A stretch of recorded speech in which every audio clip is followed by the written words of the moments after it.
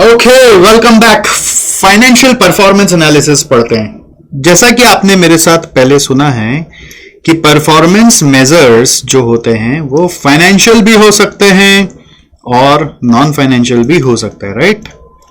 तो अभी हम लोगों को क्या पढ़ना है? फाइनेंशियल। अभी हम लोग फाइनेंशियल पढ़ रहे हैं कि फाइनेंस में अगर परफॉर्मेंस मेजर करना हो तो कैसे करें। सिर्फ फाइनेंस ही करते ऐसा नहीं और फाइनेंस नहीं करते ऐसा नहीं है। फाइनेंस करना है और सिर्फ फाइनेंस भी नहीं करना है। तो फाइनेंस कैसे करते हैं? तो उसके लिए हम लोगों को फाइनेंशियल स्टेटमेंट्स रेफर करना पड़ता है। फाइनेंशियल स्टेटमेंट्स क्या होता है ये बताने का दरकार नहीं है। सेक्शन 240 ऑफ कंपनीज एक्ट वैसे बताता है कि balance sheet, PL, cash flow और आपका statement of changes in equity and then explanatory notes होता है। ये 5 चीज फाइनेंशियल स्टेटमेंट्स का पार्ट है। अब आपको कभी इंटरव्यू वगैरह में पूछ लिया what are the components of financial statement, आप पहले statement of changes in equity बोलेंगे तो झप्पड़ खाएंगे, झप्पड़ वहीं रिजेक्ट लिख देगा और रिजेक्टेड।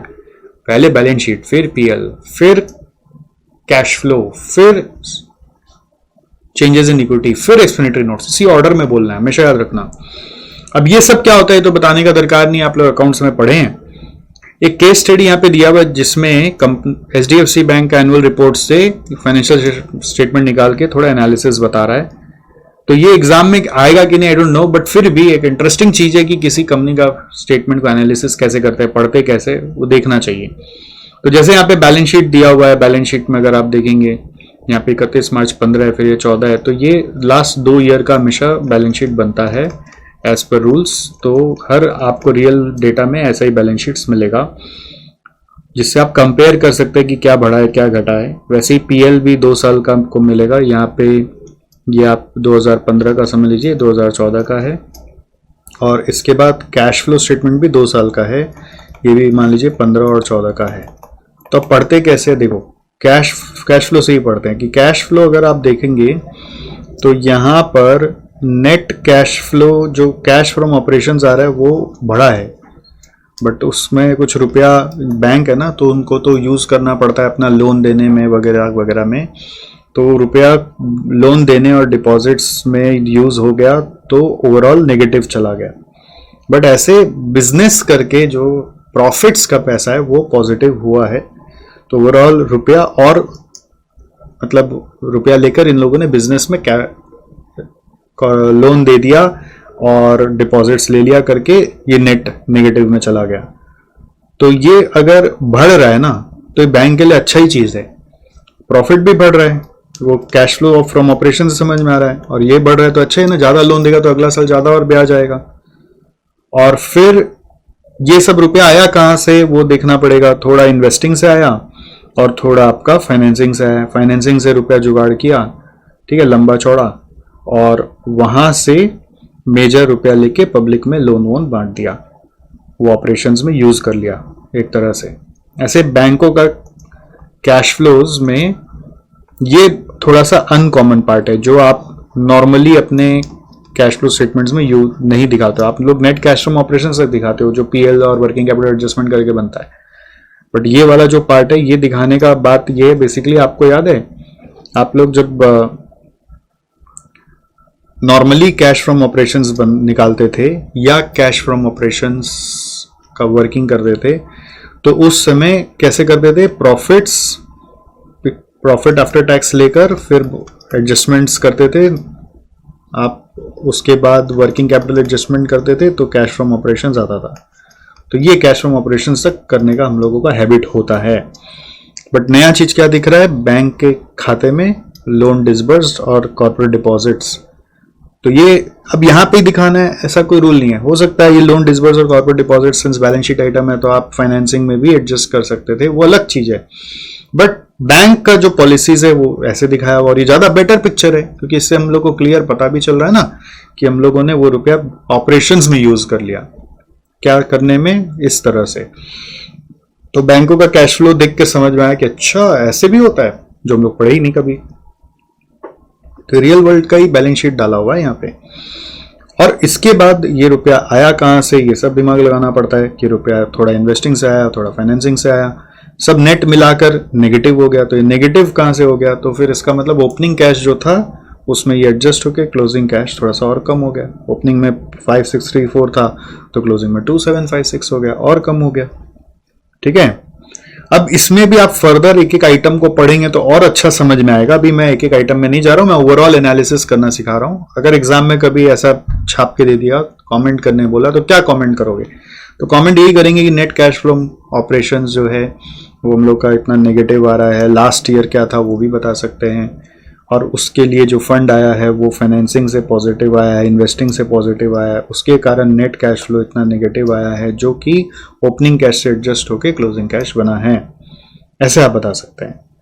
और फिर प्रॉफिट एनालिसिस भी इसी तरह से आप कर सकते हैं कि प्रॉफिट यदि आप देखोगे तो प्रॉफिट जो है वो इनका लास्ट ईयर कंपैरिजन में बढ़ा है, पीबीटी बढ़ा है, ठीक है, और रेवेन्यू भी बढ़ा है, जो एक्सपेंसेस है वो भी थोड़ा सा प्रोपोर्शनेटली बढ़ा है। इसमें परसेंट निकाल के भी दिखा सकते हो कि रेवेन्यू कितना परसेंट से बढ़ा है, एक्सपेंसेस कितना परसेंट से बढ़ा है, और पीबीटी कितना परसेंट से बढ़ा है।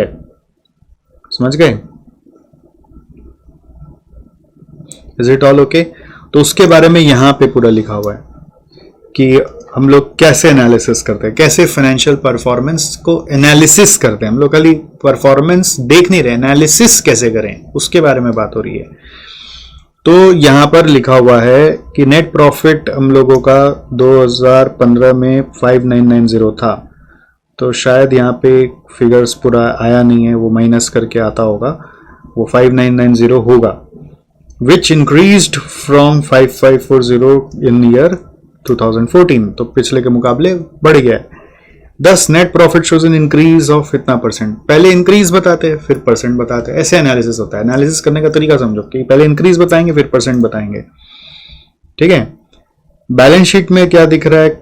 Shows cash and bank balance of 3364 which decreased from cash and bank balance of 7715। तो ये डिक्रीज क्यों हुआ वो तो कैश फ्लो स्टेटमेंट में हम लोग को दिख रहा था। ठीक है, तो नेट प्रॉफिट इतना परसेंट से इंक्रीज हुआ और कैश एंड बैंक बैलेंस इतना परसेंट से डिक्रीज हो गया ड्यूरिंग द पीरियड। तो मतलब एनालिसिस करने के लिए खाली प्रॉफिट देखने से नहीं होगा, प्रॉफिट भी देखना है और संग संग आपको कैश एंड बैंक बैलेंस भी देखना है। प्रॉफिट भी देखना है और कैश एंड बैंक बैलेंस भी देखना होता है। तो ये एनालिसिस करने का डिफरेंट डिफरेंट वेज है और हर एनालिस्ट अलग अलग तरह से करता है। अगर आपको इसके ऊपर भयानक कोई रिसर्च करना है कि प्रॉपरली एनालिसिस कैसे करते, किताब है द इंटेलिजेंट इन्वेस्टर। जब आप पास कर जाएं तो ये किताब मंगा के पढ़िएगा धीरे धीरे करके, हौले हौले करके।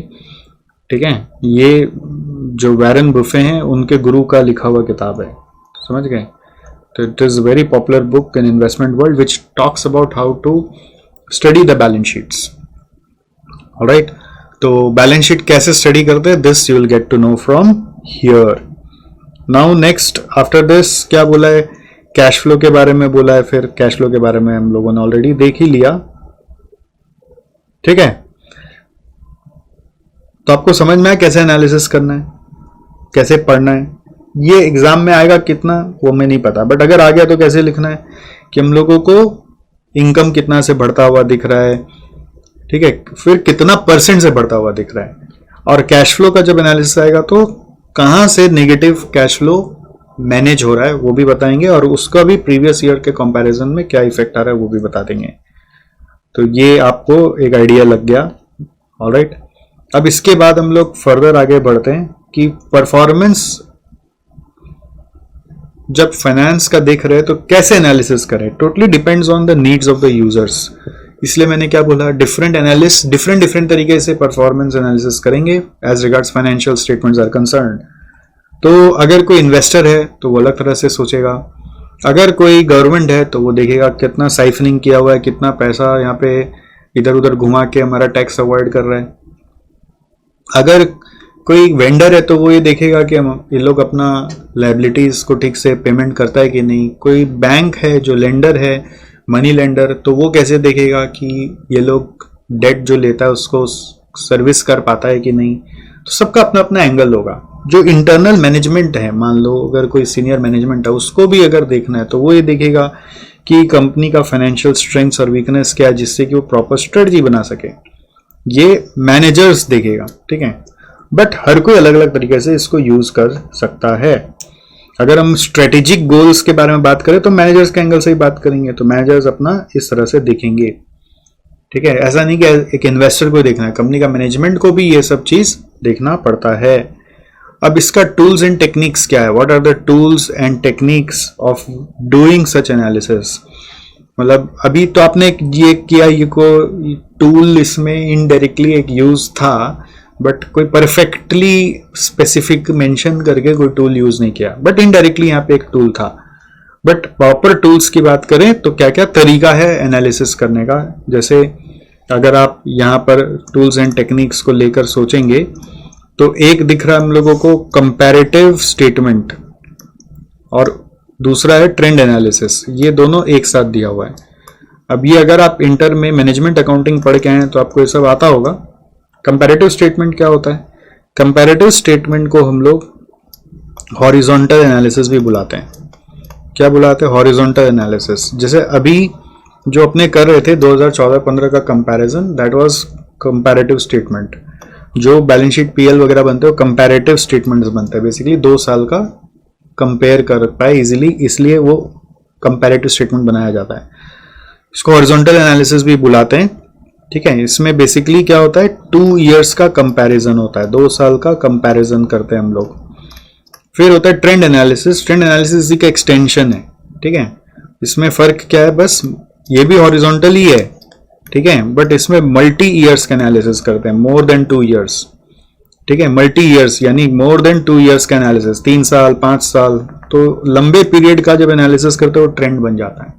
उस एनालिसिस को हम लोग ट्रेंड एनालिसिस बुलाते हैं। व्हेन वी डू फॉर लंबा period analysis it becomes trend analysis. Next है common size statement. Common size statement, अच्छा, ट्रेंड एनालिसिस का एक और नाम है, इसको पिरामिड भी बोलते हैं। क्या बोलते हैं, पिरामिड। पिरामिड एनालिसिस भी बोलते हैं अगर कभी ऑब्जेक्टिव क्वेश्चन आ जाए तो। फिर नेक्स्ट क्या है, common size statement. Common size statement को वर्टिकल एनालिसिस भी बुलाते हैं। क्या बुलाते हैं, वर्टिकल एनालिसिस। वर्टिकल एनालिसिस कैसे होता है, ये एक ही पीरियड को लेके होता है, सिंगल पीरियड में ही होता है।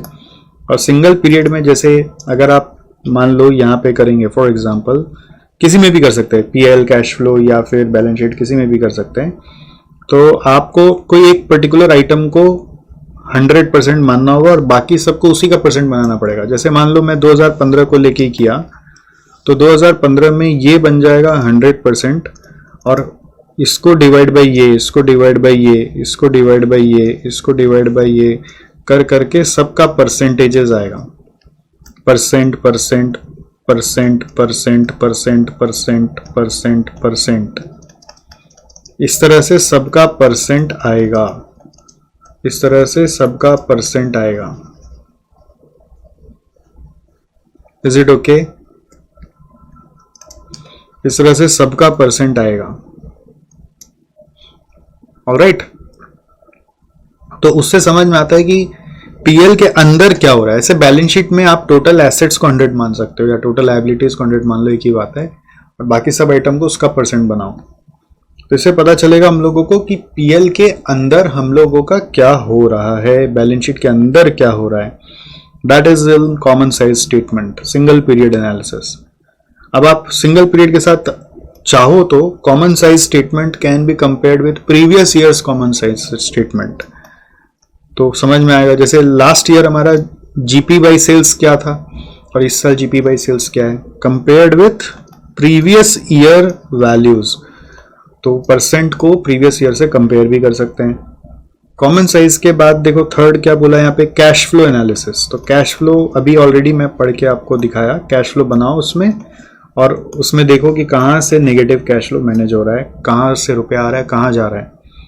फिर क्या है, फोर्थ रेशियो एनालिसिस। ये सब पूरा एफएम में आप लोग पढ़े हुए हो, इंटर का पढ़ाई था पूरा ये, राइट। तो ये सब का हल्का फुल्का आइडिया होना चाहिए, बस बहुत ज़्यादा डेप्थ में नहीं, बट आइडिया होना चाहिए। रेशियोज आपके नोट्स हैं या समरी चार्ट्स बने हुए तो लगेंगे, वो यहाँ पे उसके सम्स आ सकते हैं। तो ratio analysis is basically creating ratios between your PL item and balance sheet items. Then इसके बाद आपको बोल रहा है ट्रेंड और horizontal analysis over a period of time using common size financial statements. ये मैंने ऑलरेडी आपको यहाँ पे बता दिया। और ये सारा डेटा से आप अल्टीमेटली क्या करते हो, एक कंपनी का डेटा को दूसरा कंपनी से कंपेयर करके देख सकते हो, या फिर आप विद इन द कंपनी भी अपना एक डिवीजन का डेटा को दूसरा डिवीजन से कंपेयर करके देख सकते हो। इससे क्या पता चलता है कि हमारा स्टैंडिंग कैसा है बिजनेस में, हम लोग का स्ट्रेंथ कहाँ पर है, वीकनेस कहाँ पर है, और इसको खोज के हम लोगों को फ्यूचर की प्लानिंग ले करनी है, स्ट्रेटजी बनानी है, कौन सा प्रोडक्ट कमज़ोर है, कौन सा रीजन कमज़ोर है, कौन सा डिवीजन कमज़ोर है, कौन सा डिवीजन अच्छा चल रहा है, कहाँ पे और स्कोप है, वो सब का आइडियाज़ हम लोगों को यहाँ पे लग सकता है, राइट। रेशियो एनालिसिस करते हैं तो हम लोगों को कंपनी का बहुत सारा डायमेंशन पता चलता है, जैसे कि प्रॉफिटेबिलिटी कैसा चल रहा है, मतलब सेल्स जो कर रहा है उसमें कॉस्ट रिकवर हो रहा है कि नहीं, एक्टिविटी कंपनी का कैसा चल रहा है, एक्टिविटी रेशियोज होते थे याद है, debtors turnover, creditors turnover, finish goods turnover यानी कि स्टॉक टर्नओवर। तो वो एक्टिविटी रेशियोज है कि सब कुछ रेगुलर बेसिस में चल रहा है कि नहीं, प्रोडक्शन हो रहा है कि नहीं, गुड्स बिक रहा है कि नहीं, डेटर्स पैसा दे रहा है कि नहीं, क्रेडिटर्स को पेमेंट करे कि नहीं।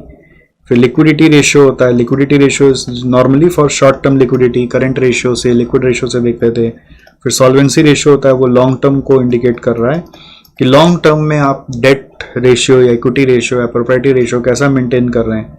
और कुछ इन्वेस्टर के एंगल से इन्वेस्टमेंट रेशियोज होता है जो यील्ड देखता है, वो डिविडेंड यील्ड, अर्निंग यील्ड, पे out ratio, return on equity. तो वो देखना चाहता है कि हम इस कंपनी में अगर पैसा लगाएगा तो वो कैसा जा रहा है, how it is performing, how it is performing, ठीक है।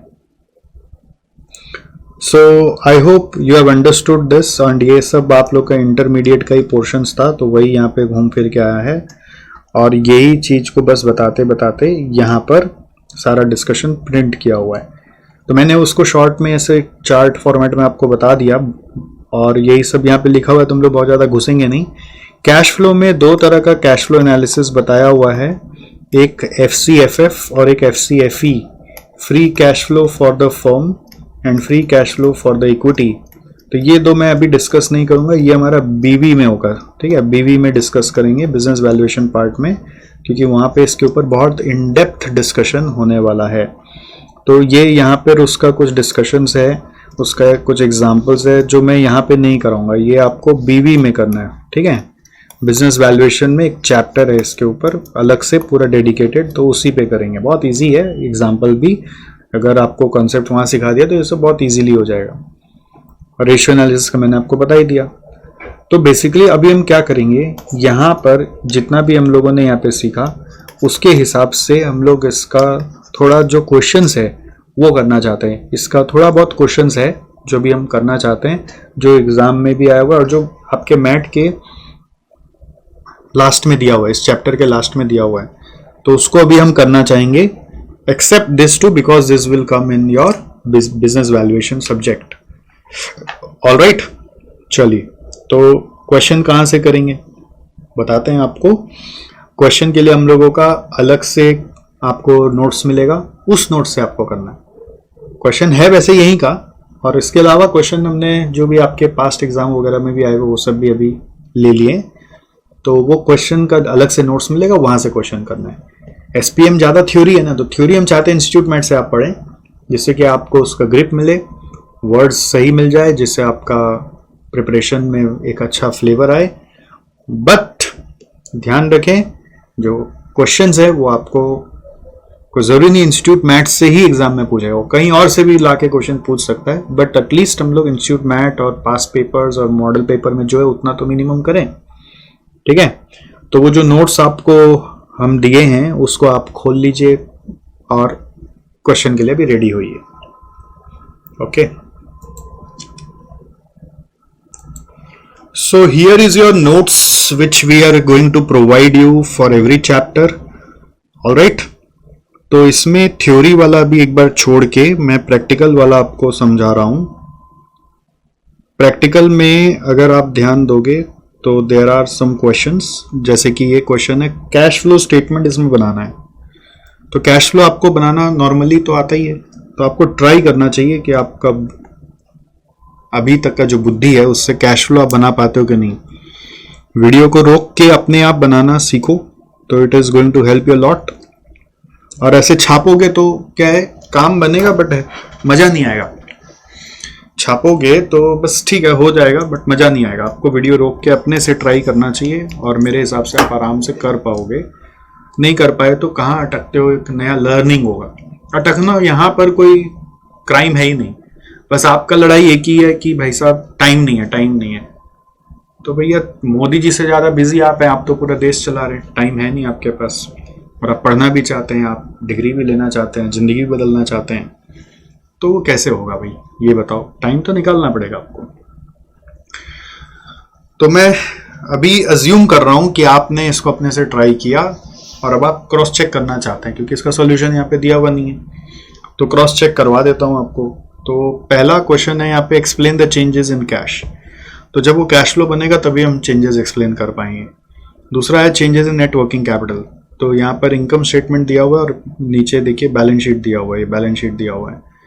और फिर बोल रहा है cash flow generated by the firms assets during 2022। तो बेसिकली आपको कैश फ्लो स्टेटमेंट और changes in net working capital बताना है। तो जब कैश फ्लो स्टेटमेंट बताते हैं तो नेट वर्किंग कैपिटल में हम लोग कैश को इंक्लूड नहीं करते हैं। आपको अदर करंट एसेट्स में लेना होगा और करंट लायबिलिटीज में आप अकाउंट्स पेबल लोगे, यानी कि ये लोगे। ठीक है, तो let's solve it. Solution to question number 1।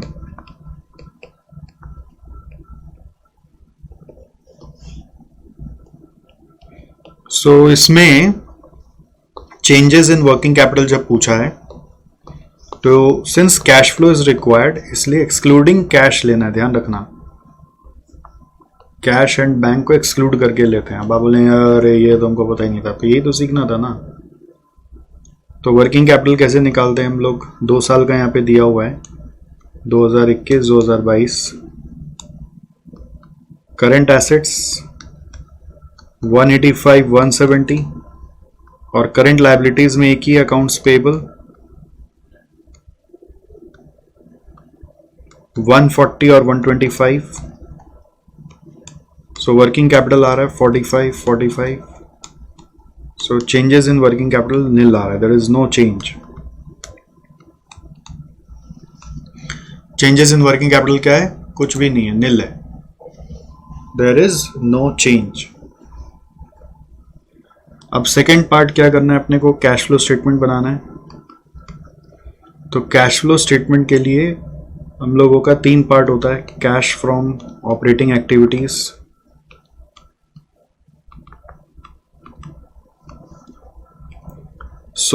पहले अपने को चाहिए प्रॉफिट। तो प्रॉफिट यदि आप स्टडी करोगे तो रेवेन्यू और एक्सपेंस माइनस करके जो आता है यही प्रॉफिट ले लेंगे ना, तो फायदा क्या होगा, आपको कुछ भी एडजस्टमेंट नहीं करना पड़ेगा। अगर आप इसको सब्ट्रैक्ट करोगे तो 210 आ रहा है। अगर आप ये पूरा नेट इनकम जैसे यहाँ पे ऐसे कर दिया हुआ कैसे है कि इसमें से माइनस करके नेट इनकम है, फिर डिविडेंड माइनस करोगे तो अल्टीमेटली आपका final profit transfer to balance sheet माना जाएगा। ठीक है, तो वो होगा 120 माइनस 95 करके 25।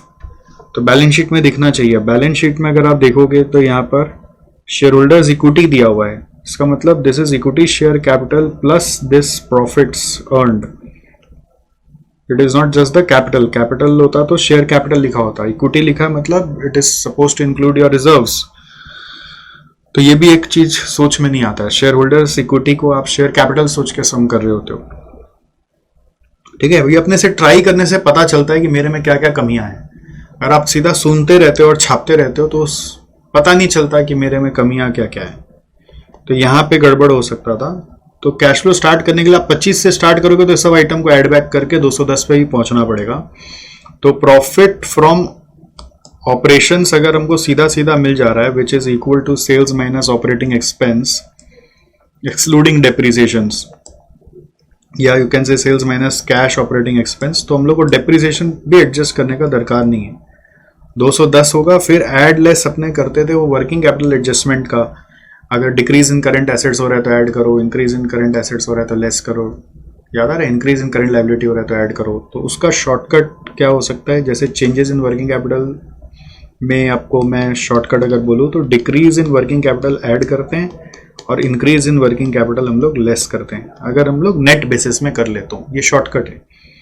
तो अभी करंट केस में तो निल है, तो ये 210 ही रह गया। तो ये एडजस्ट करके आता है कैश फ्रॉम ऑपरेशंस। ठीक है, इसको अपने क्या बोलेंगे, कैश फ्रॉम ऑपरेशंस। इससे लेस कर दे टैक्स पेड, बट टैक्स के बारे में आपको जानकारी नहीं है तो उसको छोड़ दीजिए। नंबर 2 होगा cash flow from investing activities. Number 2 क्या होगा, cash flow from investing activities. So how will this come? Investing activities के लिए हम लोगों को यहाँ पे कोई डिटेल तो नहीं दिख रहा। ठीक है, इनकम कोई रिसीव्ड होता तो हम इन्वेस्टिंग में डाल देते, बट हम लोग को अब अकाउंट्स बनाने पड़ेंगे। जैसे कैश को छोड़ के, अदर करंट एसेट्स को छोड़कर फिक्स एसेट्स का अकाउंट बनाइए। तो ये वर्किंग नोट का पार्ट होता है कि आप नीचे जाकर अकाउंट बनाएंगे, जिससे पता चलेगा कि बाकी जगह में और क्या हिडन कैश आइटम है। तो फिक्स एसेट का अकाउंट खोला, उसमें ओपनिंग बैलेंस क्लोजिंग बैलेंस देख लो आप। नेट फिक्स एसेट्स दिया हुआ, यानी ये WDV पे डिप्रिसिएशन इसी में एडजस्ट होता है, 405 और 385। तो ये BD है 405, CD है 385। ठीक है, फिर फिक्स एसेट्स के बाद आपको क्या दिया हुआ है और किसका अकाउंट बन सकता है? पेबल का नहीं बनेगा क्योंकि वो ऑलरेडी वर्किंग कैपिटल में आ गया। लॉन्ग टर्म डेट और शेयर होल्डर्स इक्विटी का बनेगा। लॉन्ग टर्म डेट और शेयर होल्डर्स इक्विटी, तो इनका ओपनिंग बैलेंस क्लोजिंग बैलेंस हम लोग लिख सकते हैं। लॉन्ग टर्म डेट का ओपनिंग बैलेंस 160 है, क्लोजिंग 150 है, और इसका 370 है, 340 है। इसका BD क्या है, 160 और CD है 150 ऑपोजिट साइड में। इसका है 370 और इसका है 340। ठीक है, so now based on this we are going to write everything. Fix asset में जब डेप्रिसिएशन दिया हुआ है तो डेप्रिसिएशन 90 है, तो फिक्स एसेट का क्रेडिट साइड में आएगा, बाई PL डेप्रिसिएशन बोलकर 90। तो ये डेप्रिसिएशन का इम्पैक्ट आने के बाद अकाउंट बैलेंस हो जाएगा, और इधर बैलेंस आ रहा है तो 70 ये परचेज माना जाएगा, cash. Long term debt repaid मान लिया जाएगा, कैश रीपेमेंट हो गया। कैश बैंक कुछ भी लिख सकते हो, बैंक लिखना ज़्यादा सही होता है। तो ये 10 आ गया। और शेयर होल्डर इक्विटी में जो नेट प्रॉफिट है वो PL से पहले आएगा 25। नेट प्रॉफिट जो आया था 25, ये निकालना पड़ेगा आपको 25। ठीक है, ये कैसे आया, वो पूरा PL का नेट बैलेंस जो है वो आपको निकालना पड़ा, और उसके बाद अकाउंट बैलेंस करेंगे। तो अब इधर बैलेंस इधर आ रहा है तो मान लेंगे शायद कुछ शेयर्स बायबैक हो गया। 370 प्लस 25 395 में से ये गया तो कितना बचा भाई, 55 बचा। ओके, तो ये आपका हिडन आइटम्स निकालने का काम होता है, उसको फिर अब यहाँ पे सजाना है। कैश फ्रॉम इन्वेस्टिंग एक्टिविटीज में क्या हो रहा है, फिक्स एसेट परचेज हो रहा है। कितने का हो रहा है, 70 का। फिर यही है बस एक आउटफ्लो। फिर आ गया C number, cash flow from financing activities. तो फाइनेंसिंग एक्टिविटीज में क्या क्या हो रहा है, एक हम लोगों ने डेट रीपे किया, लॉन्ग टर्म डेट रीपेड 10। फिर हमने शेयर्स बायबैक किया, कितने का किया, 55। फिर हमने क्या किया, डिविडेंड दिया 95 का, डिविडेंड पेड 95। डिविडेंड का इफेक्ट अकाउंट में नहीं आता, डिविडेंड अकाउंट अलग से खुलता है। तो इन तीनों को अगर हम जोड़ेंगे तो कितना आ रहा है, ये 95, 100, 150, 160 आ रहा है। ये भी नेगेटिव है, सब रीपेड है, पैसा गया है। ठीक है, तो इन तीनों को ऐड करने से नेट कैश फ्लो क्या आएगा, नेट कैश फ्लो 230 और 210 एडजस्ट करेंगे, -20 आया। इसमें ऐड करेंगे हम ओपनिंग कैश। ओपनिंग कैश अगर आप देखोगे तो वो है 80। अगर 80 ऐड करें तो रिजल्ट आ रहा है क्लोजिंग कैश। मैच हो गया। तो क्वेश्चन में बोला आप एक्सप्लेन करो डिफरेंस इन कैश को एक्सप्लेन करो। तो एक्सप्लेन कैसे करोगे, कैश फ्लो कैसे रीड करा था कि the difference in opening and closing cash is of 20 which is which is 20 negative, which is coming due to 3 activities. From cash from operating activities 210 positive cash flow has coming, whereas in investing 70 is the outflow, and in financing outflow is 160, resulting into net change of 20. बस इसी को explain करना है, ठीक है। तो explanation में नहीं लिख रहा हूँ, बट आपको ये अपने से भी लिखना है सुन के जो मैंने बोला। ऑलराइट, तो ये आप अपने से लिखने का प्रयास करो, जो मैंने बोला उसको पीछे जाके वापस सुन के बस स्टेटमेंट में लिख लो। एक बार फिर से बोल दूं, फिर से बोल देता हूं कि net change in the cash balance is of 20 negative और outflow. This can be analysed into 3 activities. Number A, cash flow from operating activities is 210 positive, cash from investing activities is 70 negative, whereas cash from financing activities is 160 negative, resulting into overall net balance of 20 negative। हो गया, बस यही explanation जाएगा। हो गया, analysis over. तो अभी exam में आएगा क्या सर इस तरह से, आई डोंट नो। अब इंस्टीट्यूट मैट में दिया हुआ तो इग्नोर नहीं कर रहे, बस आई डोंट नो, आया नहीं अभी तक। और मैंने आपको पहले भी बोला था, रिपीट बहुत कम होता है। अगर अच्छे से मार्क्स उठाने का सोच रहे हो तो सब कुछ पढ़ना पड़ेगा आपको, जो रिपीट होता है वही पढ़ना है, ऐसा कोई रूल नहीं है। तो आप वीडियो रोक के पहले वो एक्सप्लेनेशन लिख लीजिए, फिर आगे बढ़िएगा। अब आ जाइए क्वेश्चन नंबर 3 में। ये इंटर के मैथ से उठा के भी दिया है। इंटर में मैनेजमेंट अकाउंटिंग यदि आप पढ़ के आए तो आपके लिए वो सेम क्वेश्चन है, बट नहीं पढ़ा तो अभी सीख लेंगे। तो ये क्वेश्चन 3 किस बारे में है, ये कंपैरेटिव स्टेटमेंट एनालिसिस आपको सिखा रहा है। तो यहाँ पर क्या दिया हुआ है, एक बार आपको वीडियो रोक के खुद से पढ़ना चाहिए। क्या दिया हुआ है, एक बार वीडियो रोक के खुद से पढ़ना चाहिए, फिर मेरे से सुनना चाहिए। अगर आप डायरेक्ट सुनोगे तो उतना फायदा नहीं होगा। अगर रियल फायदा चाहिए तो एक बार वीडियो रोको और सुनो, ठीक है। वीडियो रोक के पूरा पढ़ के आओ, फिर सुनो। चलो, तो मैं अज्यूम कर रहा हूं कि आप अपने आप पढ़ के आ गए हैं। कर सकता हूं अज्यूम? पढ़ना पड़ेगा, आप कोई बहाना नहीं चलेगा, कोई जजमेंट नहीं चलेगा, पढ़ना पड़ेगा। जैसा सर बोल रहे हैं वो आपको करना पड़ेगा। तो यहाँ पे अब क्या बोल रहा है, देखो 2 कंपनी है, उसका एक कंपनी है, उसका 2 ईयर का डिटेल है। कंपनी है, उसका 2 ईयर का डिटेल है। Turnover, cost of sales, GP आया, लेस एक्सपेंस करके एनपी आया।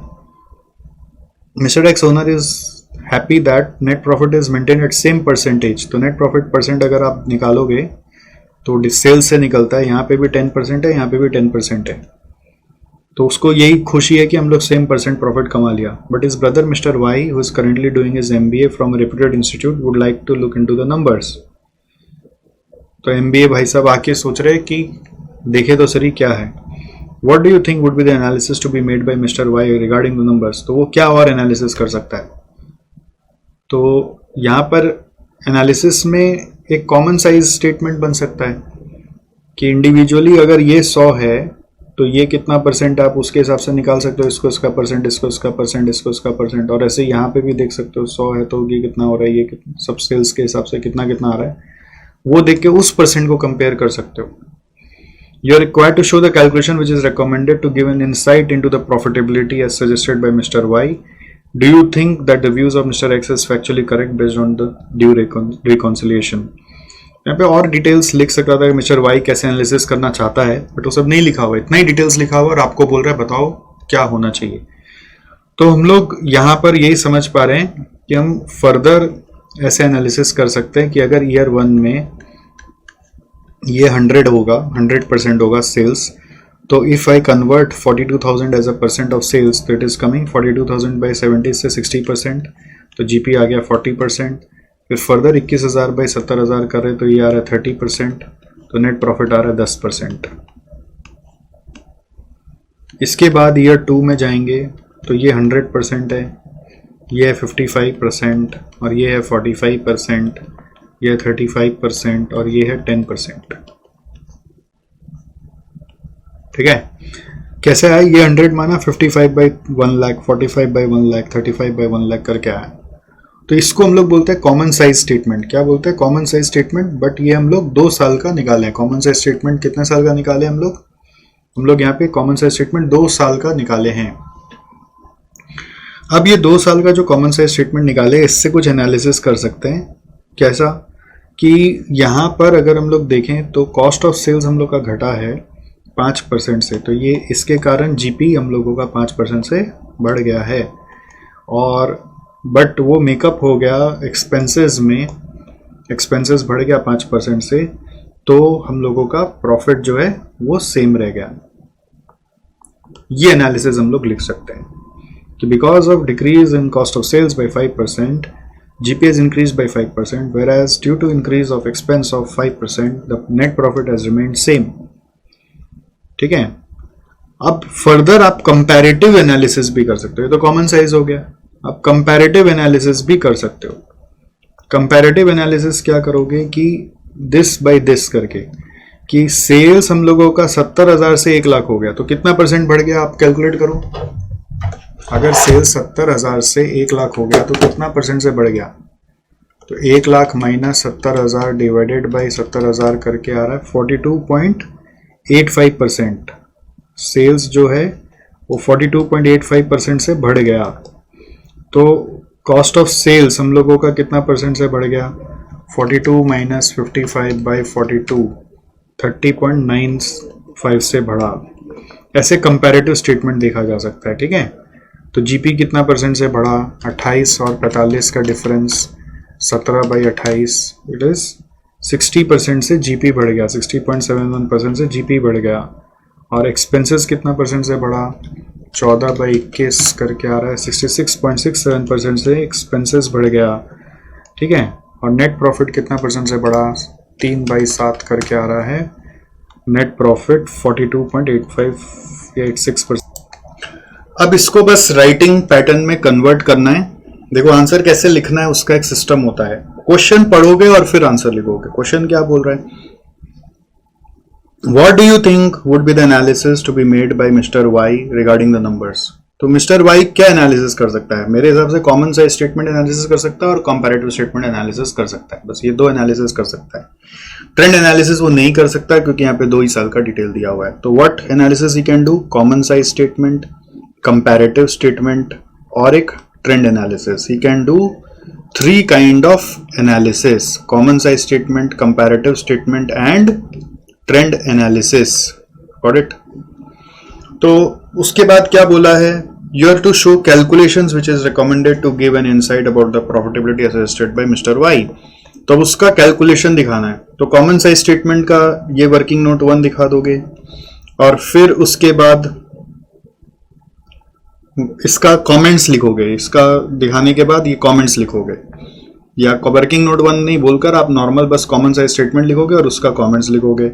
फिर आप कंपैरेटिव स्टेटमेंट लिखोगे और उसका कमेंट्स लिखोगे। और ट्रेंड एनालिसिस हम लोग कर ही नहीं सकते क्योंकि यहाँ पर 2 ईयर का ही डेटा है। तो ये सेकंड पार्ट का आंसर होगा। और थर्ड पार्ट में क्या बोल रहा है? Do you think the views of Mr X is factually correct based on due reconciliation? तो मिस्टर एक्स ने क्या बोला कि नेट प्रॉफिट जो है वो सेम परसेंट पे है। Net profit is maintained eight same percent. Net profit जो है वो क्या है? Is maintained eight same percentage. तो वो रिकॉन्साइल तो यहाँ पे हो ही चुका था 10 और 10 से, तो उससे भी समझ में आ जाएगा कि यस दिस इज करेक्ट। तो मिस्टर एक्स का व्यू करेक्ट है। ये थर्ड पार्ट में लिखना है। तो इसको सजाना कैसे एक बार फिर से बोल रहे हैं। जैसे पार्ट ए में ऐसे लिखना है: mister Y can do common size statement based analysis and comparative statement analysis. ठीक है, मैंने कंपैरेटिव यहाँ पे क्यों नहीं लिखा हुआ है? क्योंकि इंस्टीट्यूट का जो सॉल्यूशन है उसमें कंपैरेटिव नहीं बताया हुआ है, इसलिए मैंने यहाँ पर आपको नहीं लिख कर दिया। हालांकि आप अगर इंस्टीट्यूट का आंसर नहीं जान रहे होते तो आप दोनों लिख देते, and comparative statement based analysis, दोनों आप लिख देते, common size statement based analysis and comparative statement based analysis. समझ में आया? Mr Y can do common size statement based analysis and comparative statement based analysis. Mr Y can do common size statement based analysis and comparative statement based analysis. अब उसके बारे में पूरा लिखना है, तो पार्ट बी में आप मान लीजिए वर्किंग नोट बोलकर पार्ट बी में दिखा दीजिए, या फिर हेडिंग बोल के दिखाएंगे कॉमन साइज स्टेटमेंट पूरा, क्या तो आप परसेंट वाला दिखा सकते हैं या फिर रुपीज और परसेंट लिखकर, ये रुपीज जो यहाँ पे दिया वो उसको कॉपी करा, ये रुपीज जो यहाँ पे दिया वो उसको कॉपी करा, तो रुपीज और परसेंट लिखकर भी आप कॉमन साइज स्टेटमेंट बना सकते हैं। और फिर कमेंट्स लिखेंगे। कमेंट्स कैसे लिखेंगे कि कॉस्ट ऑफ सेल्स जो है वो 5% से डिक्रीज हुआ इसलिए जीपी 5% इंक्रीज हुआ, एक्सपेंसेस 5% से इंक्रीज हुआ इसलिए नेट प्रॉफिट सेम रह गया। तो ये कमेंट्स लिखना है। तो ये कमेंट्स क्या लिखना है, देखो लिखा हुआ है cost of sales decrease by 5%, therefore GP increase by 5%, expense increase by 5%, therefore net profit remain same. तो ये एनालिसिस लिखना है। और कंपैरेटिव स्टेटमेंट लिखेंगे तो उसका भी कमेंट्स लिखना पड़ेगा। उसका कमेंट्स बस लाइन बाय लाइन लिखेंगे कि sales has increased by 42.85%, cost of sales has increased by, समझ रहे हैं कैसे लिखना है, इसका कमेंट्स कैसे लिखा जाता है, ऐसे increase by 30.95%, GP has increased bye 60.71%, फिर expenses has increased bye 66.67%, therefore net profit also has increased by 42.86%। ऐसे आपको कमेंट करके कंक्लूड करना है। इस तरह से आपको कमेंट करके कंक्लूड करना है, ठीक है। तो ये कंपैरेटिव स्टेटमेंट का कमेंट्स लिखना है, और ये दो ही हम लोग कर सकते हैं, समझ गए। अगर हम कॉमन साइज के साथ कंपैरेटिव करेंगे तो कंपैरेटिव का वर्किंग और एनालिसिस यानी कमेंट्स लिखना है। और फिर पार्ट सी में मिस्टर एक्स का व्यू करेक्ट है कि नहीं, वो आप कमेंट करेंगे मिस्टर एक्स का व्यू तो करेक्ट है, क्योंकि मिस्टर एक्स का नेट प्रॉफिट परसेंट वाकई में सेम आ रहा है जो कि कॉमन साइज स्टेटमेंट में रिफ्लेक्टेड है। तो वापस से नहीं कैलकुलेट करना है नेट प्रॉफिट परसेंट, वो कॉमन साइज स्टेटमेंट को रेफर करके आप आंसर लिख सकते हो। सो ये पूरा पार्ट बी का ही पार्ट है, ठीक है। ये जैसे मैंने कॉमन साइज स्टेटमेंट का यहाँ पर वापस से लिख दिया, और कंपैरेटिव का लिखना है तो यहाँ पे भी लिखना पड़ेगा। तो प्रेजेंटेशन कैसे करोगे, पार्ट ए में तो ये लिख दोगे, पार्ट बी में आप मान लो एक ये वाला लिखोगे अगर कॉमन साइज में जा रहे हो, और दूसरा ये वाला लिखोगे अगर कंपैरेटिव में भी जा रहे हो। तो सिंस यहाँ पे क्वेश्चन में क्लियर नहीं है तो हम एग्जाम में दोनों ही दिखाते, ठीक है। हम एग्जाम में दोनों ही दिखाते, पार्ट बी में एक कॉमन साइज भी दिखाते और एक कंपैरेटिव भी दिखाते और दोनों का कमेंट्स भी लिखते, और पार्ट सी का ये दिखाते। तो ये इसका प्रेजेंटेशन है। अब इंस्टीट्यूट का सॉल्यूशन जो है उसमें कैसे किया हुआ है, उसमें देखो बहुत इजी तरीका से किया हुआ है, और ज़्यादा अच्छे से प्रेजेंट ही नहीं किया लॉजिकली। बस नेट प्रॉफिट का परसेंट बताया, बोला एब्सोल्यूट टर्म में बढ़ा है, फिर ग्रॉस मार्जिन का परसेंट बताया, उसका परसेंट निकाल के दिखाया, और फिर बोला कि देखो कॉमन साइज एनालिसिस होता है, ट्रेंड एनालिसिस होता है, उसका पूरा थ्योरी लिख दिया जो कि दरकार ही नहीं है। और वर्टिकल्स एनालिसिस दिखाया, ये दरकार है, कॉमन साइज वगैरह जो दिखाना है। फिर एक लिखा कॉस्ट ऑफ सेल्स 5% से घटा, एक्सपेंसेस बढ़ा है, तो ये दरकार है, ये भी ठीक है। फिर बोल रहे हैं 3 main purpose of common size income statement में comparison, cost structure, evaluation of profitability, वो पर्पस वगैरह का दरकार ही नहीं है, तो ये लिख दिया। तो ट्रेंड एनालिसिस यहाँ क्यों नहीं हो सकता, उसके बारे में लिख दिया, क्योंकि ये 2 साल से ज़्यादा का डेटा नहीं है। तो मेरे हिसाब से ये डिटेल्स का दरकार नहीं था, इंस्टीट्यूट का आंसर में छपा हुआ था, तो मैंने इसको हटा दिया। आपको बोला कि आप ये मत लिखना, बट अब जो लिखना है वो इतना कम है और ऑर्गेनाइज नहीं है, इसलिए आपको ये प्रेजेंटेशन समझाया, समझ गए। अब आपको क्या करना है, वीडियो रोक के अपना कॉपी एक बना लेना है, ठीक है। कॉपी तो एक लगेगा आपको क्या करने के लिए, ये क्वेश्चंस को सॉल्व करने के लिए बना ही लिए आप ऑलरेडी। तो उस कॉपी में आपको ये पार्ट ए, फिर पार्ट बी में ये दोनों, और सेंटेंस में कमेंट्स लिखेंगे, प्रॉपर सेंटेंस में, ऐसे नहीं कि बस छोटा सा ऐसे लिख दिया, प्रॉपर सेंटेंस में कमेंट्स लिखिए। और फिर पार्ट सी में मिस्टर एक्स इज करेक्ट ऐसा लिखिए, जहां पर ये लिखा हुआ है कि net profit percent is same as shown in common size statement, समझ गए। CSS मतलब कॉमन साइज स्टेटमेंट। तो ये प्रेजेंटेशन की उम्मीद मैं आपसे कर रहा हूं। आई होप आप फाइनल के स्टूडेंट, आप ये नहीं सोच रहे कि ये भी पूरा हाथ पकड़ के लिखाएगा तब मैं करूंगा। तो आपको अब अपना ये वीडियो को रोकना है, इसका पूरा प्रेजेंटेशन कंप्लीट करना है और फिर आगे बढ़ना है। कर पाओगे? बहुत अच्छे से समझा दिया गया पूरा। जहां जरूरत होगी पूरा कराने की मैं कराऊंगा, जैसे कैश फ्लो में कराया, बट यहाँ पे जरूरत नहीं है। यहाँ पे आपको पूरा आइडिया दिया, अब आपको बस इलैबोरेट कर लेना है। Do it. चलो नेक्स्ट क्वेश्चन है क्वेश्चन नंबर 4। ये देखो, पहले पूरा समझ लो मेरे साथ, फिर लिखने का फिकने का हड़बड़ करना। पहले समझने पे ध्यान दीजिए। तो यहाँ पे दो बैलेंस शीट दिया हुआ है, 22 और 23, as at 22 as at 23। Equity and liabilities में दिया हुआ है शेयर कैपिटल, फिर है equity share suspense, equity share warrants, reserves and surplus. फिर देखिए क्या दिया हुआ है, नॉन करेंट लायबिलिटीज है, फिर है करेंट लायबिलिटीज, फिर है एसेट्स, फिर है नॉन करेंट इन्वेस्टमेंट, फिर है करेंट एसेट्स, और ये सब मिलाकर टोटल आ रहा है। ये सब मिलाकर टोटल आ रहा है, ठीक है।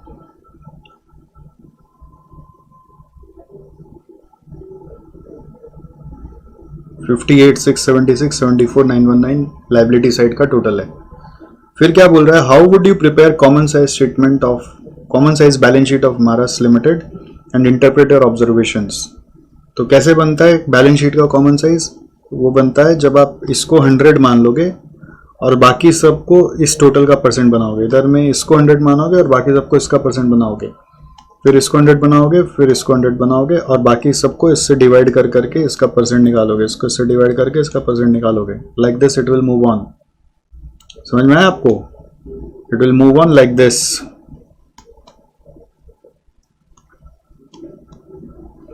और फिर ऑब्जर्वेशन में क्या लिखना है, जब ऑब्जर्वेशन करोगे तो लाइन बाय लाइन की इक्विटी कैपिटल हम लोगों का टोटल कैपिटल का या टोटल लायबिलिटीज का इतना परसेंट है, ठीक है।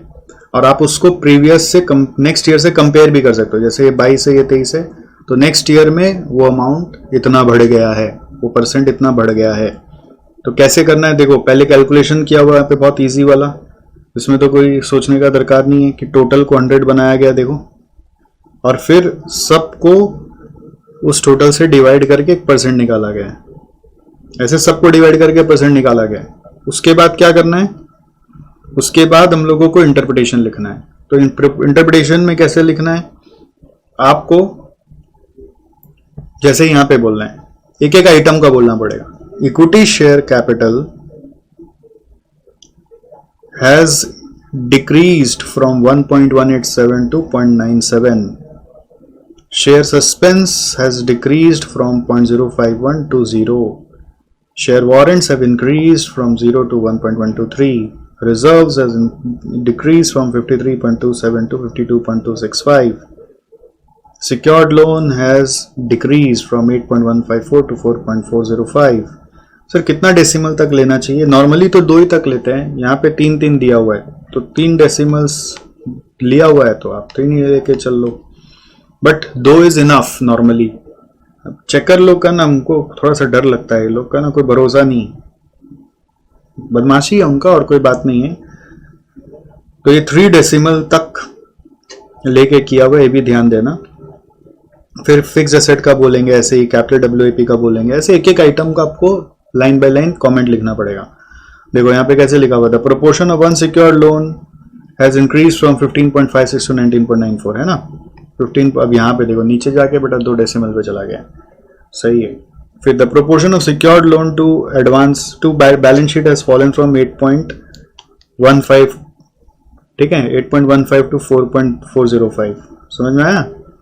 तो वो उसका ड्यू टू भी आप खोज सकते हो, क्यों हुआ होगा, रीपे हो गया होगा, ड्यू टू रीपेमेंट, तो due to redemption of convertible debentures and repayment of term loans, right. कैसे हुआ है? ड्यू टू रिडेम्पशन हुआ है। ये कैसे पता चला कि इसके अंदर क्या था, इसके अंदर क्या था, ये तो यहाँ लिखा ही नहीं है क्वेश्चन में, और ये आंसर में इनको पता है कि due to redemption of non convertible debenture and term loan, मन से ही लिखा हुआ है। तो हम लोग अपना आंसर खाली ये लिख सकते हैं कि ड्यू टू रीपेमेंट, हम ये नहीं लिख सकते कि क्या क्या रिडेम्पशन हो गया। फिर रिजर्व्स एंड सरप्लस के लिए हम लोग क्या बोल सकते हैं, क्या था पहले, क्या था 53.27, अभी हो गया 52.27। तो it has stayed nearly flat, marginally reduce from 53.27 to 52.27। ऐसे आपको हर आइटम का लिखना है। फिर करेंट लायबिलिटीज का है, डेफर्ड टैक्स का है, नेट फिक्स एसेट्स का है, कैपिटल डब्ल्यूएपी का है, इन्वेस्टमेंट्स का है, करंट एसेट्स का है, लोन्स एंड एडवांसेस का है। जितना आइटम है सबका एक एक लाइन लिखना है। अब आप बोलेंगे कि सर ये आप मेरे को कॉपी में लिखवा देते तो बहुत बढ़िया होता, मैं और अच्छे से कर लेता। मैं जानता हूं, क्योंकि बात ये भी है कि बहुत सारे बच्चे इंटर में ये सब चीज करके आए हैं, क्योंकि अब मैनेजमेंट अकाउंटिंग में इंटर में घुसा दिया गया है, एफएम में घुसा दिया गया है। ठीक है, एफएम में, इंटर में एफएम में घुसा दिया गया, नॉट मैनेजमेंट अकाउंटिंग, एफएम में घुसा दिया गया है। तो एफएम में बच्चों का ये सब कॉमन साइज करा हुआ होता है, और बहुत सारे लोग का बीकॉम में भी करा हुआ होता है। अब हो सकता है आप वो सब भूल चुके हैं, आपको कुछ याद नहीं है, तो आपको एक बार बताया तो गई है, आप उसको देख के समझ तो गए। अब आपको अपने से लिखने का प्रयास करना है, नहीं हुआ तो मैं हूं ना, है ना। तो अभी क्या करना है आपको, मैं पूरा डायरेक्शन दे रहा हूं, आपको थोड़ा सा ना खुद से मेहनत करना है। इससे क्या फायदा होगा, आप ज्यादा सीखोगे, और इससे एक फायदा मेरा ये हो रहा है कि मेरा क्लास में थोड़ा सा टाइम कम हो जा रहा है, इस बहाने मैं कोर्स आपको जल्दी डिलीवर कर पाऊंगा, बस मेरा यही फायदा है। अब आप बोलेंगे पूरा सम को मैं लिखा के कराऊं, तो इस एक सम में मेरे को और 45 मिनट लग जाएगा, तो मैं आपके साथ 45 मिनट बैठा रहूंगा, तो ओवरऑल ऐसे ऐसे कर करके कितना आवर्स का कंटेंट बढ़ जाएगा वो मैं जानता नहीं। तो मैं क्या चाहूंगा कि मैं ज्यादा सम आपको समझा दूं और आपको खुद से प्रयास करने बोलूं, स्पेशली वो चीज जो पुराना चलते हुए आ रहा है, स्पेशली जो बेसिक चीज है जिसका मुझे बहुत ज्यादा एक्सप्लेनेशन भी नहीं देना पड़ रहा है। ठीक है, ऐसा नहीं कि मैं सारा ही ऐसे कराऊंगा, ऐसा मत सोचना कि सारा पूरा बुक ऐसे ही चलने वाला है, ऐसा नहीं है।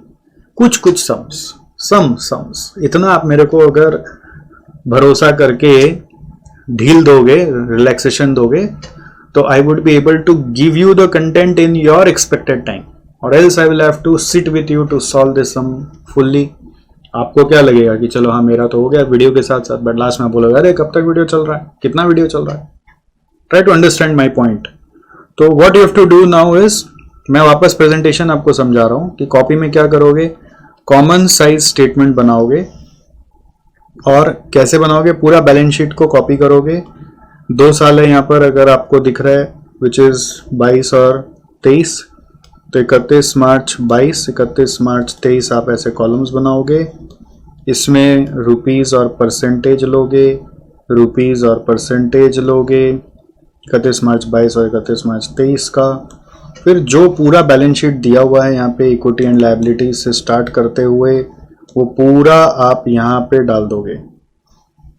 ठीक है, ऐसे करते हुए इसको, ये टोटल लायबिलिटीज जो भी आ रहा है, मैंने इक्विटी एंड लायबिलिटीज मतलब जो भी दिया हुआ है यहाँ पे खाली इक्विटी एंड लायबिलिटीज लिखा, बट नॉन करेंट करेंट सब कुछ आएगा उसके अंदर, नॉन करेंट लायबिलिटीज फिर करेंट लायबिलिटीज, ये सब मिलाकर जो भी आइटम्स दिया हुआ है वो सब को लेके आप टोटल कर लेना। ये सबको लेके आप टोटल कर लेना, और ये टोटल को 100% लेना। ठीक है, और ये सारा वैल्यूज को इस टोटल से डिवाइड करके 1% बनेगा, ये वैल्यू को इससे डिवाइड करके 1% बनेगा। वो परसेंटेज आपको निकालना है जो ऑलरेडी यहाँ पे किया हुआ भी है, आप उसको कॉपी नहीं करोगे, आप उसको अपने से करोगे। ठीक है, और इसके बाद ऐसे ही एसेट साइड का करना है, तो एसेट्स का भी जो डिटेल है सेम तरीका से हो जाएगा। करेक्ट, सेम प्रोसेस, कुछ भी नहीं है, प्रैक्टिस हो गया। और फिर एक एक आइटम को लेकर खाली ये बोलना है कि ये वाला आइटम इसके कंपैरिजन में बढ़ा है कि घटा है। जैसे 22 से 23 में क्या हुआ, बढ़ा है कि घटा है, और उसका आइडिया यहाँ पर एनालिसिस बोलकर दिया हुआ है। उसका रीजंस भी हो सकता है, बट सिंस डिटेल नहीं है ऐसा, तो हम रीजंस नहीं बताएंगे, हम सिर्फ बता देंगे इंक्रीज कितना हुआ, डिक्रीज कितना हुआ है। तो सेकेंड पार्ट में कॉमेंट ऑन इंक्रीज और decrease of each item, increase और decrease in percentage of each item, that's it. अब ये आपको संघर्ष करना है भाई, आप फाइनल के स्टूडेंट है, आप इतना हैंड होल्डिंग एक्सपेक्ट मत करिए मेरे से। जहां एकदम फाइनल का पढ़ाई आ जाएगा जहां कोई ऐसा चीज आ जाएगा जहां मुझे लगेगा मैं जरूर करूंगा। आप ये मत सोचना कि अरे सर तो एकदम ऐसे ही पढ़ाते यार, खाली क्वेश्चन को दिखा देते और फिर बोलते खुद से करो खुद से करो। तो ये तो आपका अच्छा के लिए बोलते खुद से करो। हमारा स्टूडेंट लोग इस टेक्निक को सीख सीख के चैंपियन हो गया है इंटर से। जो इंटर से अभी पढ़ रहे, नया टेक्निक है मेरा पढ़ाने का। जो लोग इंटर से पढ़ता आ रहे हैं ना मेरे से अभी रिसेंट में, वो लोग सब चैंपियन हो गया है। खुद से करो वाला थ्योरी उसको इतना अच्छा से समझ में आ गया है कि आपको हम क्या बताएं। नहीं तो बच्चा लोग का ना खाली कॉपी करने का टेंडेंसी रहता है। वो खाली जो सर लिख रहे होते हैं वो दिमाग कहीं और पार्क करके मोबाइल चलाते चलाते बस खाली कॉपी कर रहा होता है। अभी कॉपी करने का तो स्कोप खत्म हो गया। हाँ अभी भी आप कॉपी कर सकते हैं क्योंकि सॉल्यूशन तो छपा हुआ है, बट मजा नहीं आएगा आपको। सॉल्यूशन देख के उतारना नहीं, अपने से करना है। कैलकुलेटर लेके करोगे ना, हाँ सर की इतनी बात मानोगे ना, अच्छे स्टूडेंट बनोगे ना। तो कब करना है? अभी करना है। वीडियो रोकिए और करिए। सर इससे तो एक एक क्लास का टाइम बहुत बढ़ जा रहा है। अरे आप लोग है ना ऐसे टाइम का रोना रोगे तो कुछ भी सीख नहीं पाओगे। कुछ अच्छा सीखना है तो you have to give time. और क्लास के साथ साथ ही पढ़ाई खत्म हो सकता है। क्लास के साथ साथ ही, मैं तो बोल रहा हूं अभी रोको और खत्म करो। ओके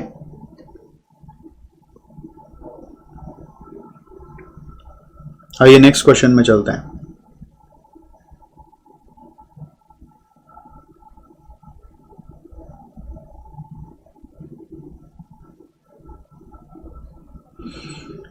क्या लिखा हुआ है यहां पर? From the following income statement illustrate a common size statement and also interpret the result. तो फिर से क्या है? कॉमन साइज स्टेटमेंट है। फिर से क्या है यहां पर? Common size statement. What is given here? Common size statement once again. ठीक है, तो ये तो कुछ भी नहीं है, बहुत छुटका सा ऊपर वाला करने के बाद तो कुछ लगेगा ही नहीं आपको। तो इसमें कैसे होता है? पीएल में ये कॉमन साइज स्टेटमेंट पीएल का है। ऊपर वाला जो कॉमन साइज स्टेटमेंट है वो बैलेंस शीट का है। यहां पर मैं लिख देता हूं, ये बैलेंस शीट का है। तो इसको कैसे करना है? जैसे बैलेंस शीट में ना टोटल एसेट्स को 100 बनाते हैं, बट इसमें क्या करेंगे हम लोग? सेल्स को 100 बनाते हैं। ये 100 है और ये 100 है। ऑलरेडी अपने वो क्वेश्चन में कर चुके थे ऊपर वाला में।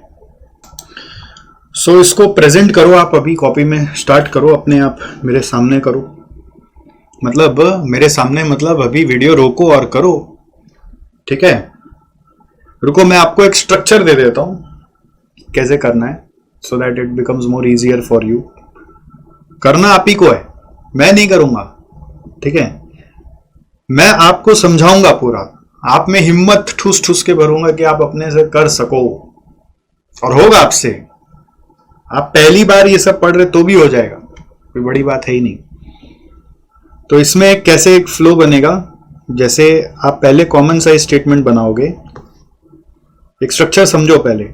2023 2024 दो कॉलम डालोगे, रुपीज और परसेंट, फिर रुपीज और परसेंट डालोगे।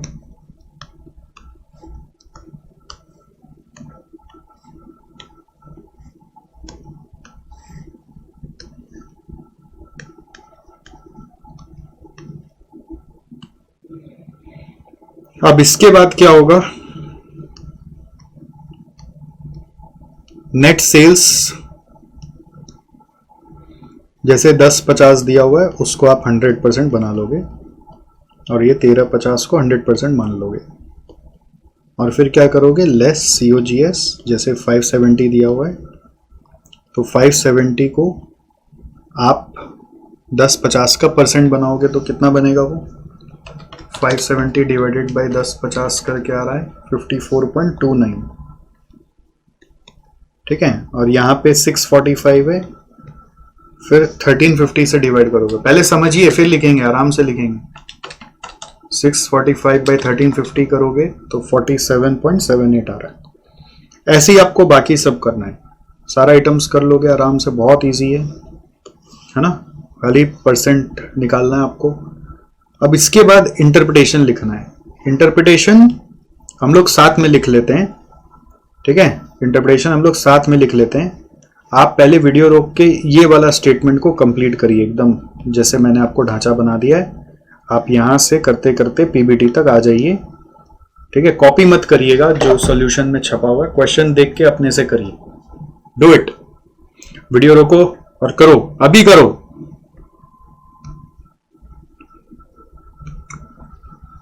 चलो, अब अज्यूम कर रहा हूं कि आपने पूरा कर लिया है ना। रुका हुए नहीं, आप कर क्या है, अज्यूम कर रहा हूं। तो अब इसके बाद इंटरप्रिटेशन लिखना बहुत जरूरी होता है। इंटरप्रिटेशन कैसे लिखना है? इस तरह का इंटरप्रिटेशन वाला सम में जैसे लिखा था पहला वाला में, वैसे ही लिखना है कि कॉस्ट ऑफ गुड्स सोल्ड हम लोगों का कितना परसेंट से घट गया है, फिर जीपी हम लोगों का कितना परसेंट से बढ़ गया। अगर मैं यहां पे देखूं तो आप देख सकते हैं 54.28 और 47.78 से कितना आ रहा है, 6.51 आ रहा है, ठीक है। तो 6.51% से ये डिक्रीज हो गया। क्या डिक्रीज हो गया? COGS। अब जीपी का देखोगे तो 45.71 से 52.22 हो गया। 52.22 माइनस 45.71 करे वही 6.51। तो जीपी का आप करके देखोगे ना, सेम 6.51 मिलेगा आपको। ये cost of goods sold decrease हुआ, इसके कारण ही जीपी इंक्रीज हो गया। ऐसे अदर ऑपरेटिंग एक्सपेंस का भी आपको देखना है। तो मैं चाह रहा हूं कि आप यहां से एक बार परसेंटेजेस को देखो, ठीक है। तो यूल अंडरस्टैंड, ये परसेंटेजेस मैंने यहाँ पे एक बार टिक मार दिया बिकॉज ये हाइड हो जा रहा है। तो यहाँ पे देखो, ये वैल्यूज जो यहाँ पे दिया हुआ है ना, ये परसेंट कंपेयर करोगे तो ये 6.51% आ रहा है। यहाँ पे जीपी भी 6.51% ही आ रहा है। ये डिक्रीज हो रहा है, इसलिए जीपी इंक्रीज हो रहा है। अदर ऑपरेटिंग एक्सपेंस क्या हो रहा है? 16 माइनस 14.29, 1.71 आ रहा है। 1.71% इंक्रीज हो रहा है other operating expense. Operating profit क्या हो रहा है? 36.22 माइनस 31.43 करके ये आ रहा है, 4.79 से इंक्रीज हो गया। फिर interest on long term debt क्या हो रहा है? 5.71 माइनस 3.78 करके 1.93 से डिक्रीज हो गया।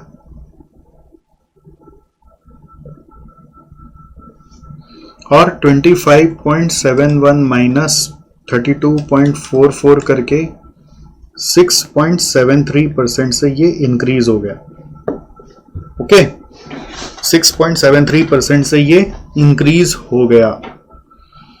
सो आपको अब इसको कमेंट में कैसे लिखना है वो समझा रहे हैं। पहले समझ लो फिर लिखेंगे, हड़बड़ा के नहीं कि खाली बस कॉपी कर रहे हैं, कुछ दिमाग में जा नहीं रहा, फिर कॉपी में लिखा हुआ है, पता ही नहीं क्यों लिखा हुआ है। ये हालत हमको नहीं चाहिए आपके साथ। तो कैसे लिखना है देखो, सॉल्यूशन में थोड़ा सा आइडिया के लिए मैंने 3 पॉइंट लिखा है आपके साथ। यहाँ पे cost of goods sold has decrease from 54.29 to 47.78, that is 6.51% से इंक्रीज हो गया, ठीक है। फिर जीपी के लिए वैसे ही, it has increase from 45.71 to 52.22, that is 6.51% increase हो गया। आप क्रॉस लिंक कर सकते हो तो बहुत अच्छा है। This is due to reduction in COGS। COGS जितना से रिड्यूस हो उतना से जीपी बढ़ा है। फिर अदर ऑपरेटिंग एक्सपेंसेस जो है वो 1.71% से इंक्रीज हो गया। अदर ऑपरेटिंग एक्सपेंसेस इंक्रीज हो गया 1.71% से। फिर इसी तरह से आपको सबका लिखना है कि ऑपरेटिंग प्रॉफिट 4.79% से इंक्रीज हो गया, interest on long term debt 1.93% से घट गया, और प्रॉफिट बिफोर टैक्स 6.73% से बढ़ गया। या जब भी लिखोगे तो सीधा नेट पे नहीं लिखोगे, पूरा लिखोगे कि यहां से यहां हुआ तो ये हुआ, यहां से यहां हुआ तो ये हुआ, यहां से यहां हुआ तो ये हुआ। और अगर आप क्रॉस लिंक कर सकते हो तो और भी अच्छा है। जैसे जीपी में क्या लिखा, due to reduction in COGS। अब आप एनपी में ऑपरेटिंग प्रॉफिट में लिख सकते हो, ऑपरेटिंग प्रॉफिट क्यों बढ़ा, ऑपरेटिंग प्रॉफिट क्यों बढ़ा। अगर क्रॉस लिंक कर सकते हो तो क्या बोलोगे, ऑपरेटिंग प्रॉफिट इसलिए बढ़ा बिकॉज जीपी हम लोग का बढ़ा है, बट थोड़ा सा ऑपरेटिंग एक्सपेंस भी बढ़ गया है, तो सेट ऑफ होकर ऑपरेटिंग एक्सपेंस नेट परसेंट से बड़ा है।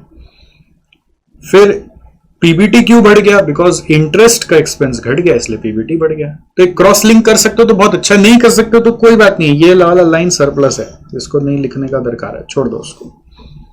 समझ गए? तो इसी तरह से फोर्थ में क्या लिखोगे? मैं आपको अभी भी आइडिया दे रहा हूं, अभी आप छापोगे नहीं, आपको अपने से लिखना है। अदर ऑपरेटिंग एक्सपेंस के बाद क्या है?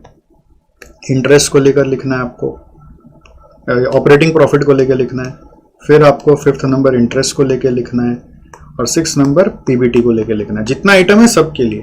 तो पीबीटी इंक्रीज का रीजन अगर आपको लिखना है तो due to reduction in interest, यहां पे बेनिफिट आ गया कि पीबीटी का परसेंट थोड़ा सा हायर जंप कर गया। ऑपरेटिंग प्रॉफिट का रीजन अगर लिखना है, ये इंक्रीज हुआ है तो due to increase in GP adjusted bye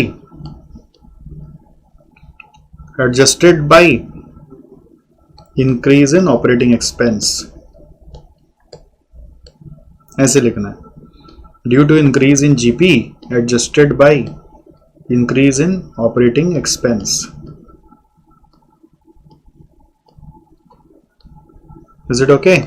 तो ये आपसे उम्मीद किया जा रहा है कि आप इसको अब समझ गए, तो अपने आप लिख लीजिए, ग्रामर का टेंशन मत लीजिए, सॉल्यूशन से छापिए मत, अपने से प्रोड्यूस करने का कोशिश करिए, ठीक है? और मेरे को दिखाने का जरूरत नहीं है, ऐसा नहीं है कि कोई बहुत रॉकेट साइंस है कि आप मेरे को दिखाएंगे। तो क्रॉस लिंक जो है वो करे तो अच्छा है, एक नेक्स्ट लेवल पे आंसर जा रहा है। ये क्रॉस लिंक का पॉइंट्स है। अब इसमें और वैल्यू एडिशन क्या हो सकता है कि अगर आप ये भी सोच सकते हैं कि ये सीओजीएस भी क्यों डिक्रीज हुआ होगा। हालांकि क्वेश्चन में कोई इंफॉर्मेशन नहीं है, बट ऐसी गेस वर्क कि किसी कंपनी का सीओजीएस कैसे डिक्रीज होता है। अगर कल को इंटरव्यू में सवाल पूछ लिया जाए तो आप क्या बोलोगे? आप बोलेंगे हमको नहीं पता, हम तो रिवाइज नहीं किया, इंफॉर्मेशन दीजिए तो हम बताएंगे। ऐसा नहीं होता है, को थोड़ा तो गेस वर्क करना पड़ेगा ना। तो सीओजीएस डिक्रीज होने का भी कारण हो सकता है कि इनपुट सस्ता हो गया, एफिशिएंसी बेहतर हो गया, वेस्टेजेस कम हो गया, तो आप वहां का रीजंस भी लिख सकते हो, ठीक है? इंटरेस्ट कम होने का कारण क्या है? इंटरेस्ट कम कब होता है? जब इंटरेस्ट रेट कम हो गया होगा नेगोशिएशन करा के, हो सकता है मार्केट ड्रिवन इंटरेस्ट रेट होगा कि मार्केट का इंटरेस्ट रेट कम हो गया, या फिर डेट का रीपेमेंट हो गया। तो अगर आप हर एक आइटम का रीजन खोज सकते हो तो बहुत ही बढ़िया है, मतलब ये सोने पे सुहागा हो जाएगा, सोने पे सुहागा, ठीक है? तो इंस्टीट्यूट आपसे एक्सपेक्ट क्या करता है वो पता नहीं चलता हम लोगों को कि वो एक्सपेक्ट क्या करता है वो, क्योंकि किसी क्वेश्चन में कुछ है, किसी क्वेश्चन में कुछ अलग है। तो मैं आपसे एक्सपेक्ट ये करता हूं कि आप एग्जाम में वर्स्ट केस में हड़बड़ में रहते हैं ना, उतना नहीं सोच पाते कभी, तो वर्स्ट केस में आप ये परसेंट जो इंक्रीज हो रहा है और डिक्रीज हो रहा है उसको तो इलेबोरेट कर सकते हो, जैसे कि एकदम simple cost of goods sold का किए। अगर हो सके ऊपर नीचे से कनेक्ट करना तो वो कर सकते हो, और इससे भी थर्ड लेवल हो जाएगा कि आप और एक नेक्स्ट लेवल पे जिसके बारे में कुछ नहीं बोला उसका भी रीजन सजेस्ट कर सकते हो, है ना? तो यहां पे सोच रहे हैं कि रीजन क्या होगा? Due to reduction in input cost, increase in efficiency. वैसे ये एग्जॉस्टिव नहीं है, और भी कोई कारण हो सकता है जो हमें पता ही नहीं है। यहां पर ये क्यों रिडक्शन हुआ होगा? Due to repayment of debt. अब डेट रीपेमेंट कैसे हो गया? क्योंकि यहां पे ऑपरेटिंग प्रॉफिट ज्यादा आया, बढ़ गया, तो उससे पैसा आ गया होगा। From operating profit, from higher profits, higher operating profits. तो ये एक नेक्स्ट लेवल का इंटरप्रिटेशन हो गया। पीबीटी कैसे इंक्रीज हो गया? बिकॉज इंटरेस्ट रिडक्शन हो गया और नेट प्रॉफिट इंक्रीज हुआ ही है, मतलब ऑपरेटिंग प्रॉफिट इंक्रीज हुआ ही है। Could you understand my view? अब आपको इसको इलेबोरेट करना है। मैं फिर से एक बार रिटरेट कर देता हूं, बस आपसे उम्मीद कर रहा हूं कि आप समझ के लिखेंगे, कोई दिखाने का जरूरत नहीं, और कॉन्फिडेंस अपने आप में लाना है, क्योंकि यहाँ पे कुछ गलत होने का संभावना नहीं है। ऐसे धीरे धीरे कॉन्फिडेंस बिल्डिंग होगा आपका। मैंने आपको क्या बोला था? आपको तैयार करना है, कोच करना है। आपको सिर्फ खाली बोल के मुझे चले जाने इससे कोई फायदा नहीं होगा। तैयार आप कैसे होगे? जब आप अच्छे शिष्य बनोगे, आप मेरी बात को मान के अटेम्प्ट लोगे, जजमेंट किए बिना, भरोसा करके जो सर बोल रहे हैं वो कर लोगे, तो आप तैयार होने लग जाओगे। ठीक है, आपका हैबिट नहीं है ऐसा पढ़ने का, हमको पता है, बट ये तरीका सबसे बेस्ट तरीका है पढ़ने का। तो आपको क्या करना है, इसको अभी एक बार और सुन लेना है और अच्छे से कॉपी में फिर करना है। सुनना क्या है कि पहले लिखेंगे हम सीओजीएस के बारे में, दूसरा हम लेंगे जीपी के बारे में, तीसरा हम लेंगे अदर एक्सपेंस के बारे में, चौथा लेंगे ऑपरेटिंग प्रॉफिट के बारे में, पांचवा लेंगे इंटरेस्ट के बारे में, छठा लेंगे पीबीटी के बारे में। ठीक है, फिर अगर हुआ तो क्रॉस लिंक करेंगे, और फिर अगर मेरा दिमाग चल पा रहा है तो हम जिसका चेंज आ रहा है उसका भी फर्दर जजमेंट दे सकते हैं, बट वो ऑप्शनल है। ठीक है, जैसे जो रेड में लिखा है वो आपके नॉलेज के लिए अच्छा है, बट एग्जाम के लिए ऑप्शनल है। अब इंस्टीट्यूट का सॉल्यूशन जब आप पढ़ेंगे यहाँ पर, तो यहाँ पर जो मैंने रेड से लिखा है उसको भी यहाँ पे लिखा है।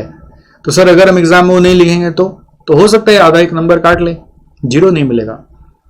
बट आप श्योर नहीं है, उल्टा पुल्टा लिखोगे तो गड़बड़ हो जाएगा। ठीक है, तो इसलिए जब श्योर हो कुछ पॉइंट्स को लेकर दो आप लिख देना। तो यहाँ पे कैसे लिखा हुआ है, PB2 to net sales has increase from 25.7 to 32.4।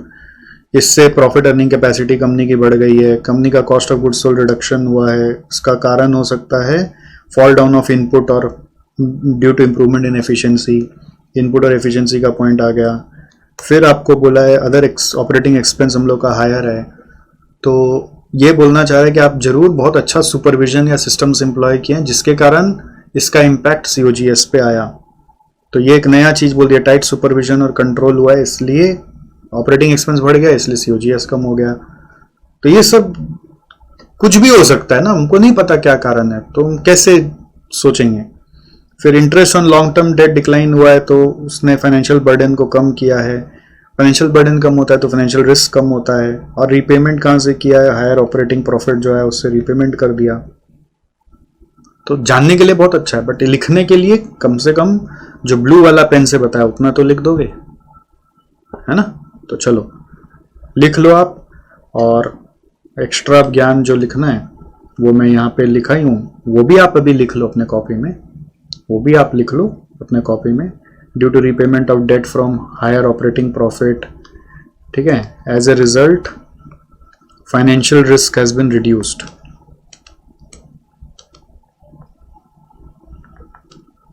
ये भी आप पॉइंट ऐड कर लो। रेड से क्यों लिखा, क्योंकि ये आप भी रेड से लिखोगे, क्योंकि ये जनरली हम लोगों को क्वेश्चन में नहीं मिला, तो अपने मन से खोज के लिख रहे हैं, और ये ऑप्शनल है मेरे हिसाब से।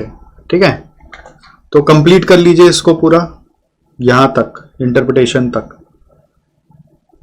ऑलराइट, इंटरप्रिटेशन तक पूरा कंप्लीट कर लेंगे आप।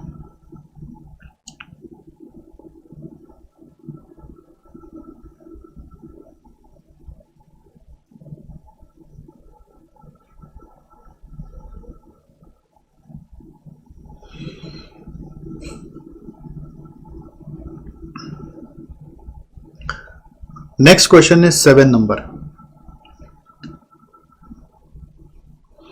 देखो यहां पर क्या बोल रहा है, Khurana Enterprises started its business in year 15 with a share capital of 10 lakh. थोड़ा डेटा को टेबल में नहीं दिया हुआ ना, तो सजाना शुरू कर देते हैं। ये क्वेश्चन करने का तरीका होता है। 10 lakh. In last 7 years, the performance of the company was financially sound. Hence, at the end of year 2022, directors of Khurana decided to expand the business. तो सोच रहे एक्सपेंशन करना है यहाँ पे। फिर ROCE return on capital employed is 15% in 2021। ROCE जो दिया हुआ है वो बोल रहा है 15% है 2021 में, बाद में 12.9 हो गया। फिर similar kind of firms have an average of 11%। Similar firms जो बाहर में हैं उन लोग का 11 ही है, हम लोग का तो फिर भी ज्यादा है। ग्रॉस मार्जिन रेशियो यानी GP ratio has also decreased. Operating ratio which is calculated with expense to sales has fallen in 2022 by 1%। Operating ratio as compare to this has fallen by 1%। तो 1% से डिक्रीज हुआ है। GP भी decrease हुआ है, but कितना से decrease हुआ वो नहीं होता है। फिर बोल रहा है current and quick ratios are constant. Current ratio same है, क्विक रेशियो सेम है। But there has been deterioration in stock turnover and debtor turnover ratio. तो स्टॉक टर्नओवर रेशियो और डेटर टर्नओवर रेशियो गिर गया है, डिक्रीज हो गया, decrease. फिर बोल रहा है company did not use any long term loan in 2022 but 6% debentures were issued for 5 lakh in 23 to expand the business. तो यहाँ पे डेट लिया गया, इधर नहीं लिया गया है बट 2023 में जाके लिया गया है। फिर बोल रहा है the company is in highest income tax bracket however it is not in surcharge limit. ठीक है, वो इनकम टैक्स भी पूरा भर के देता है। तो is the decision of director for expansion justified? What are the chances of further growth of the firm? ये देखो, आप ये इंटर में होते हैं ना तो सिर्फ रेशियो निकालने बोला जाता, इंक्रीज डिक्रीज करने बोला जाता। अब क्या है, पूरा एनालिसिस आ गया, पूरा ये होता है फाइनल लेवल। बोला ना, ये सब्जेक्ट आपको कुछ सिखाता है, आपको ग्रेटफुल होना चाहिए कि ये सब्जेक्ट इतना नॉलेज देता है कि आप रियल वर्ल्ड में जाके सच में उसको यूज कर सकते हैं। मतलब आप एफएम पढ़े थे बट इस एंगल से थोड़ी ना पढ़े थे पहले। तो अब बताइए सारा चीज को देखकर कि हम लोग एक्सपेंशन जो करना चाह रहे हैं वो जस्टिफाइड है कि नहीं है। तो मुझे ऐसा लगता है कि expansion here is justified. Why? क्यों लगता है? क्योंकि हम लोग का आरओसी इंडस्ट्री से बेटर आता है। ठीक है, इंडस्ट्री से हम लोग ज्यादा कमा पा रहे हैं। Even though there is a decline but still we are earning more than industry. So by way of expansion we will be able to deliver more return to our investors. अब ये एक्सपेंशन करने के लिए क्या हुआ, date ले लिया। और इसके पहले तक हम लोग कभी भी डेट यूज नहीं किए, तो ये भी कोई दिक्कत वाला चीज नहीं है। बिकॉज हम लोगों का डेट लिया है तो उसका रीपेमेंट का कैपेसिटी होना चाहिए। डेट लिया है तो क्या होना चाहिए, रीपेमेंट कैपेसिटी होना चाहिए हमारा। तो repayment capacity because high ROE है तो हम लोगों का डेट रीपेमेंट कैपेसिटी है। इंटरेस्ट हाईएस्ट टैक्स ब्रैकेट में, तो डेट के कारण इंटरेस्ट बेनिफिट मिलेगा। डेट पे इंटरेस्ट पे होता है, इंटरेस्ट पे टैक्स बेनिफिट मिलता है, तो डेट के कारण टैक्स बेनिफिट मिलेगा, इंटरेस्ट टैक्स बेनिफिट। और डेट का जो रेट है वो 6% है, जबकि आरओसी जो है वो काफी ज्यादा है, 12.9% है। तो इसका मतलब है कि हम आराम से डेट का इंटरेस्ट भी भर पाएंगे। आरओसी निकालते समय हम लोग एज्यूम करें कि से ईबीआईटी से निकाल रहे हैं, तो ईबीआईटी 12.9% आता है और हम डेट का 6% इंटरेस्ट ले रहे हैं, प्लस उस पर टैक्स सेविंग्स भी होगा, तो कॉस्ट इंटरेस्ट का और कम हो जाएगा और आराम से हम सर्विस भी कर पाएंगे। तो लग तो रहा है कि वी कैन एक्सपैंड, ऐसा अभी तक समझ में आ रहा है। अब इसको रीजनिंग करने के लिए और भी कोई तरीका से रीजनिंग किया जा सकता है, मैं अपना वर्जन आपको बता रहा हूं। अब फर्दर ग्रोथ फ्यूचर में होगा कि नहीं होगा, उसका क्या आंसर लिखोगे? सो उसका आंसर हम लोग लिखेंगे by referring to return on capital employed only, कि रिटर्न ऑन कैपिटल एम्प्लॉयड बाकी लोग 11 कमा रहा है और हम लोग गिरने के बाद भी 12.9 कमा रहे हैं। तो हम लोग सिंस इंडस्ट्री से बेटर कमा रहे हैं तो ग्रोथ का चांस तो है। ऊपर से इस बार डेट भी ले लिए हैं, तो उसका भी जो ट्रेडिंग ऑन इक्विटी का एडवांटेज है कि कम इक्विटी लेकर हम लोग एक्सपैंड कर रहे हैं, तो रिटर्न ऑन इक्विटी हाथ में ज्यादा आएगा, तो ग्रोथ का भी चांस है। In the hands of equity share holder returns बढ़ेगा, दूसरों से ज्यादा कमाएंगे, प्लस डेट भी लिए तो और ज्यादा उसका इफेक्ट हम लोगों को देखने को मिलेगा। ठीक है, तो जब आंसर लिख रहे तो आइडियली जो आंसर है वो डेट के हिसाब से हो गया और आरओसी के हिसाब से ही हो गया। तो बाकी का जो डिटेल्स दिया हुआ है वो का उसका क्या काम है, उसका कोई यूज नहीं है आंसर में, बट सिंस दिया हुआ है तो आंसर में सबके बारे में हम थोड़ा थोड़ा लिखेंगे। ठीक है, तो कैसे प्रेजेंट करेंगे ये हम आपको साथ में भी कराएंगे। पहले आप डेटा समझ गए क्या है ना? तो डेटा आप समझ गए क्या है, इसको आप एक बार रफली वर्किंग नोट बोल के इतना कॉपी में लिखो। हो गया? इसको कॉपी में उतार लो आप।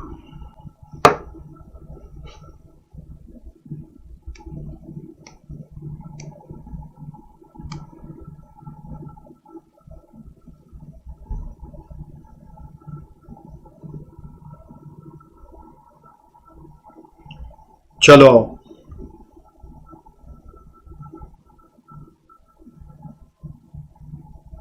अब हम लोग इंटरप्रिटेशन के साथ पूरा लिखेंगे।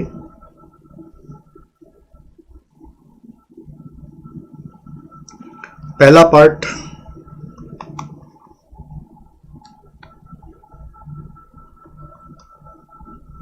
Evaluation for expansion.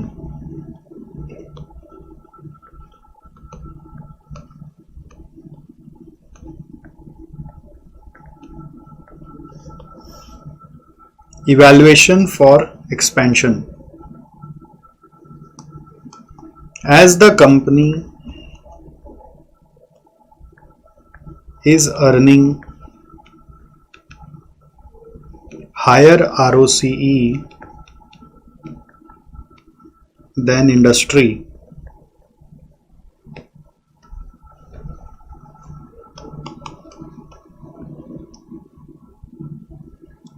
it must expand its business. It must expand its business.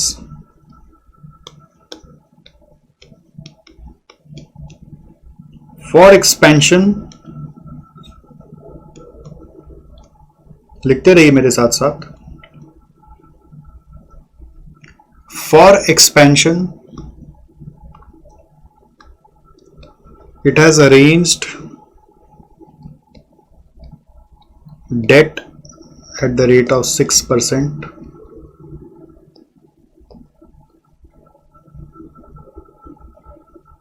Since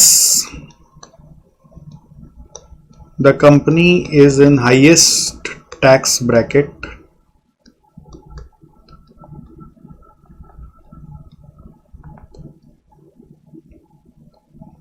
comma, this cost of debt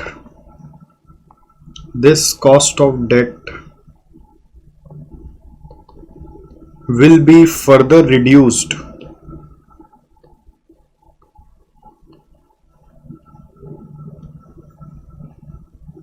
since the company is in highest tax bracket. This cost of debt will be further reduced due to tax shield on interest. Due to tax shield on interest.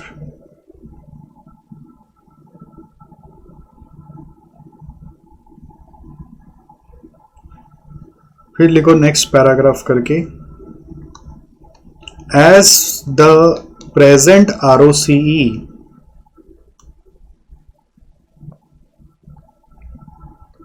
is 12 point कितना percent था, 9%.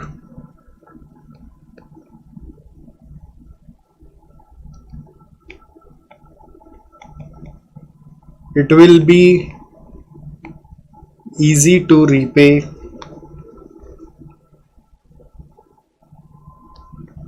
the interest cost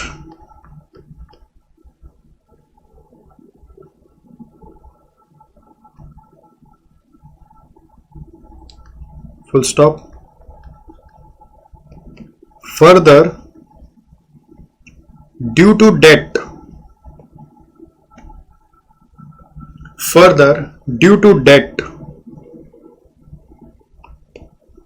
the return in the hands of equity shareholders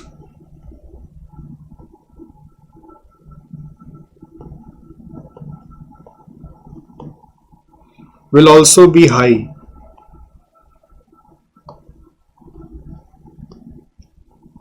The return in the hands of equity shareholders will also be high, जिसको हम लोग trading on equity बोलते हैं।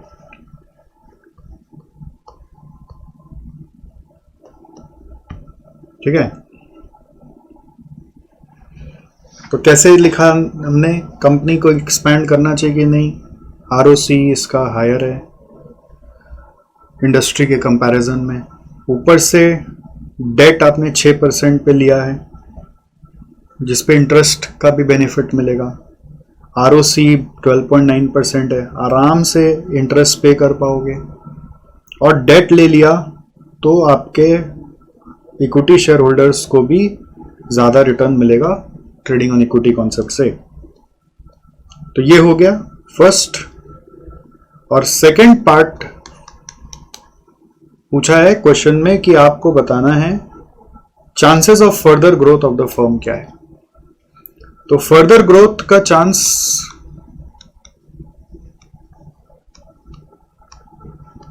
हम लोग industry average से ही बोल सकते हैं कि इंडस्ट्री एवरेज से हम ज्यादा कमा रहे हैं 11 के कंपैरिजन में, तो चांस तो है फर्दर ग्रो करने का। ठीक है, बस उससे भी बोल सकते हैं। उसको पुट करने के लिए आप ROC का बात भी बोल सकते हैं, ट्रेडिंग ऑन इक्विटी के हिसाब से भी बोल सकते हैं कि हमने उधार लिया हुआ है तो इक्विटी होल्डर के हैंड्स में ज्यादा रिटर्न भी गिरेगा, ये भी बोल सकते हैं। ये भी बोल सकते हैं कि हम लोग पुराने एक्सपीरियंस्ड खिलाड़ी हैं, 7 साल से धंधा कर रहे हैं। तो बहुत सारा वेज से इसको पुट कर सकते हैं। हम लोग को पता नहीं कि इंस्टीट्यूट क्या सुनना चाह रहा है, वो अलग बात है, बट हम इस आंसर को डिफरेंट वेज से पुट कर सकते हैं। अब बात ये कि अगर ये सारा रेशियोज दिया हुआ है तो इसके बारे में भी कुछ लिखना चाहिए, इसलिए यहीं पे लिखते हैं कि प्रेजेंट जो रेशियोज दिया हुआ है उससे क्या समझ में आ रहा है। प्रेजेंट ऑपरेशनल सिचुएशंस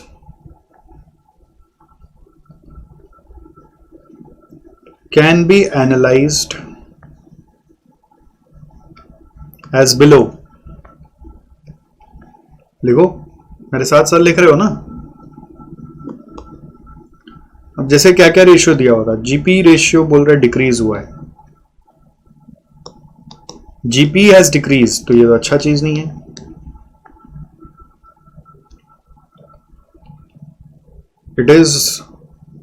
इसका रीजन क्या हो सकता है? अगर आप नेक्स्ट लेवल पे वो जो था ना, सोचा कि क्या रीजन हो सकता है, लिखा हुआ नहीं है, बट अगर रीजन खोजे तो हो सकता है कि सेल प्राइस डिक्रीज हुआ होगा, सेल्स कम हो गया होगा, कॉस्ट बढ़ गया होगा।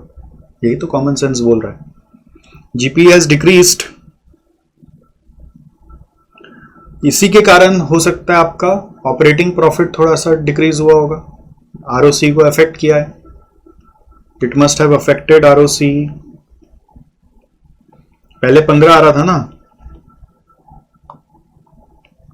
अभी 12.9 आ रहा है, तो क्यों आ रहा है? जीपी उसका एक कारण होगा। दूसरा क्या दिख रहा है? ऑपरेटिंग रेशियो यानी ऑपरेटिंग एक्सपेंस कम हुआ है, बहुत स्लाइटली कम हुआ। Operating expense has slightly decreased, it must have affected ROC positively, affected ROC positively. Operating expense घट गया है तो वो तो पॉजिटिव चीज हुआ ना, ऑपरेटिंग एक्सपेंस घट गया तो slightly decrease, it must have affected ROC positively. फिर और क्या है? फिर current ratio quick ratio same है, stock turnover debtor turnover decrease हुआ है। तो पहले चलो स्टॉक टर्नओवर और डेटर टर्नओवर या स्टॉक टर्नओवर डिक्रीज हुआ है, इसका मतलब क्या हुआ? Company is holding more stock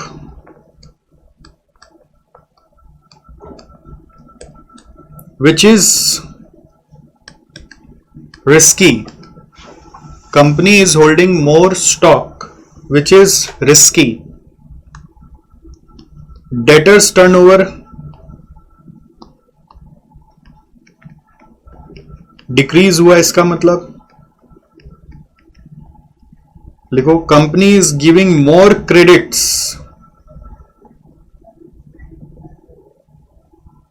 which is risky. Company is giving more credit which is risky.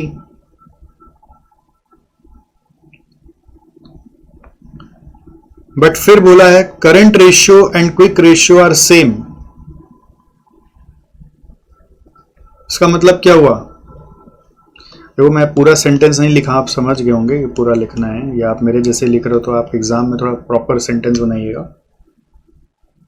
Current ratio and quick ratio same है, इसका मतलब क्या हुआ?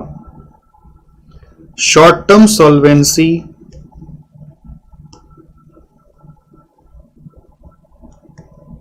Is better,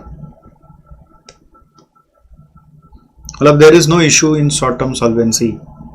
short term solvency इनका बेटर है, मतलब यहाँ पे कोई इश्यू नहीं है।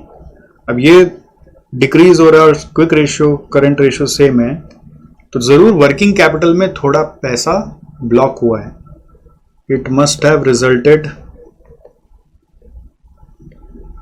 इन blocking of working capital. Sir ये कैसे आया? यही तो तीसरा आंख है ये। अब ये सब करते करते आ जाता है। इंटर में आप कितने अच्छे से पढ़े हैं उसके ऊपर डिपेंड करता है। अभी जाके इंटर का कुछ वापस से घोटना नहीं है, जो अभी यहाँ पे बता रहा हूं उतना ही आपको फॉलो करना है, इसी से सीखना है। नहीं पता था पहले से, जरा सा भी आइडिया नहीं था, इंटर में उतना पढ़ा ही नहीं है, फिर ऐसे ही पास हो गया। तो अभी जो समझा रहे उससे ही सीखना है, आगे जब यूज आएगा तब देखेंगे। बहुत ज्यादा ये सब चीज का रिपीटेशन नहीं है, तो उतना ज्यादा परेशान नहीं होना है। Current ratio quick ratio same होने से शॉर्ट टर्म सॉल्वेंसी सेम रहता है, बट इससे वर्किंग कैपिटल ब्लॉक हुआ होगा। कैसे पता चल रहा है? बिकॉज आपका टर्नओवर स्टॉक का और डेटर्स का डिक्रीज हो रहा है, तो स्टॉक और डेटर्स डिक्रीज होकर भी वर्किंग कैपिटल अगर ब्लॉक नहीं करेंगे, यानी एक्स्ट्रा रुपए वर्किंग कैपिटल में नहीं रखेंगे, तो करंट रेशियो और क्विक रेशियो को तो अफेक्ट कर जाएगा। ठीक है, अब ये ब्लॉकिंग कैसे हो गया? ब्लॉकिंग हो जाता है बिकॉज हमारा स्टॉक टर्नओवर घट रहा है, मतलब स्टॉक जमा रह गया।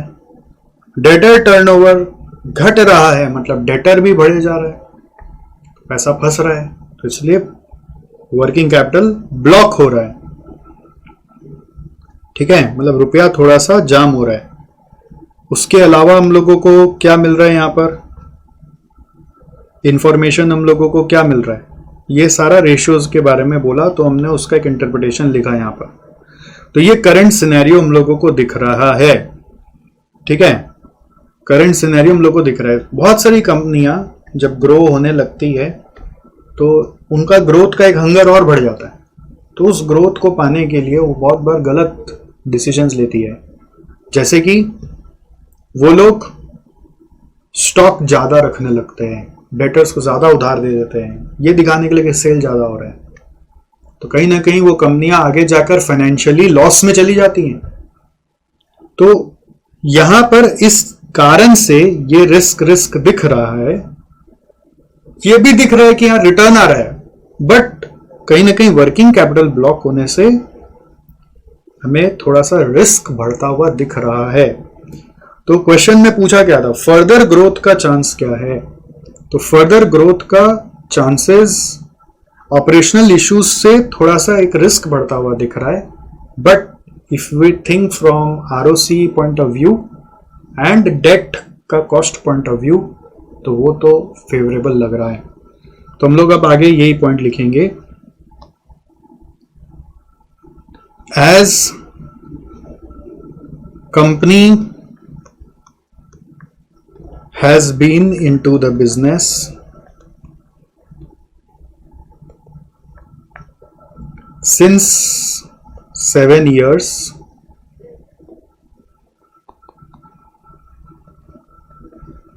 it must have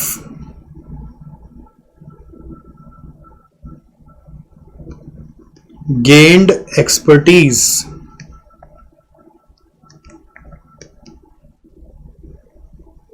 to handle its business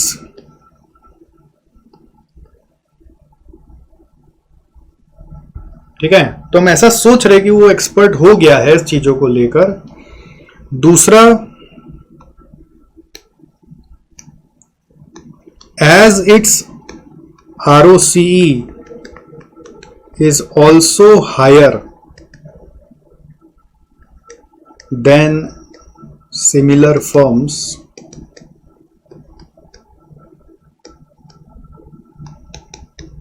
it indicates that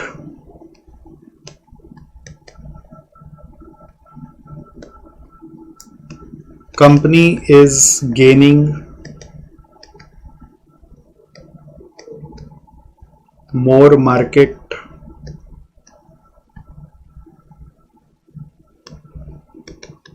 with its strategies. क्या स्ट्रेटजी लगा रहा हूं नहीं पता, बट आरओसी भी ज्यादा मिल रहा है, 7 साल से बिजनेस में भी है। करंट में मेरे को ऐसा दिख रहा है कि वर्किंग कैपिटल ज्यादा लगा रहा है, तो हो सकता है यही स्ट्रेटजी हो कि थोड़ा वर्किंग कैपिटल ज्यादा लगा के हम धंधा ज्यादा जनरेट कर सकते हैं। तो वो ऐसा सोचने का तरीका है।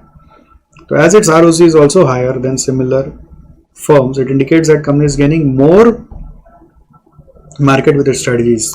तो इसीलिए वी कैन कंक्लूड देयरफॉर, क्या सवाल था यहां पर, chances of further growth.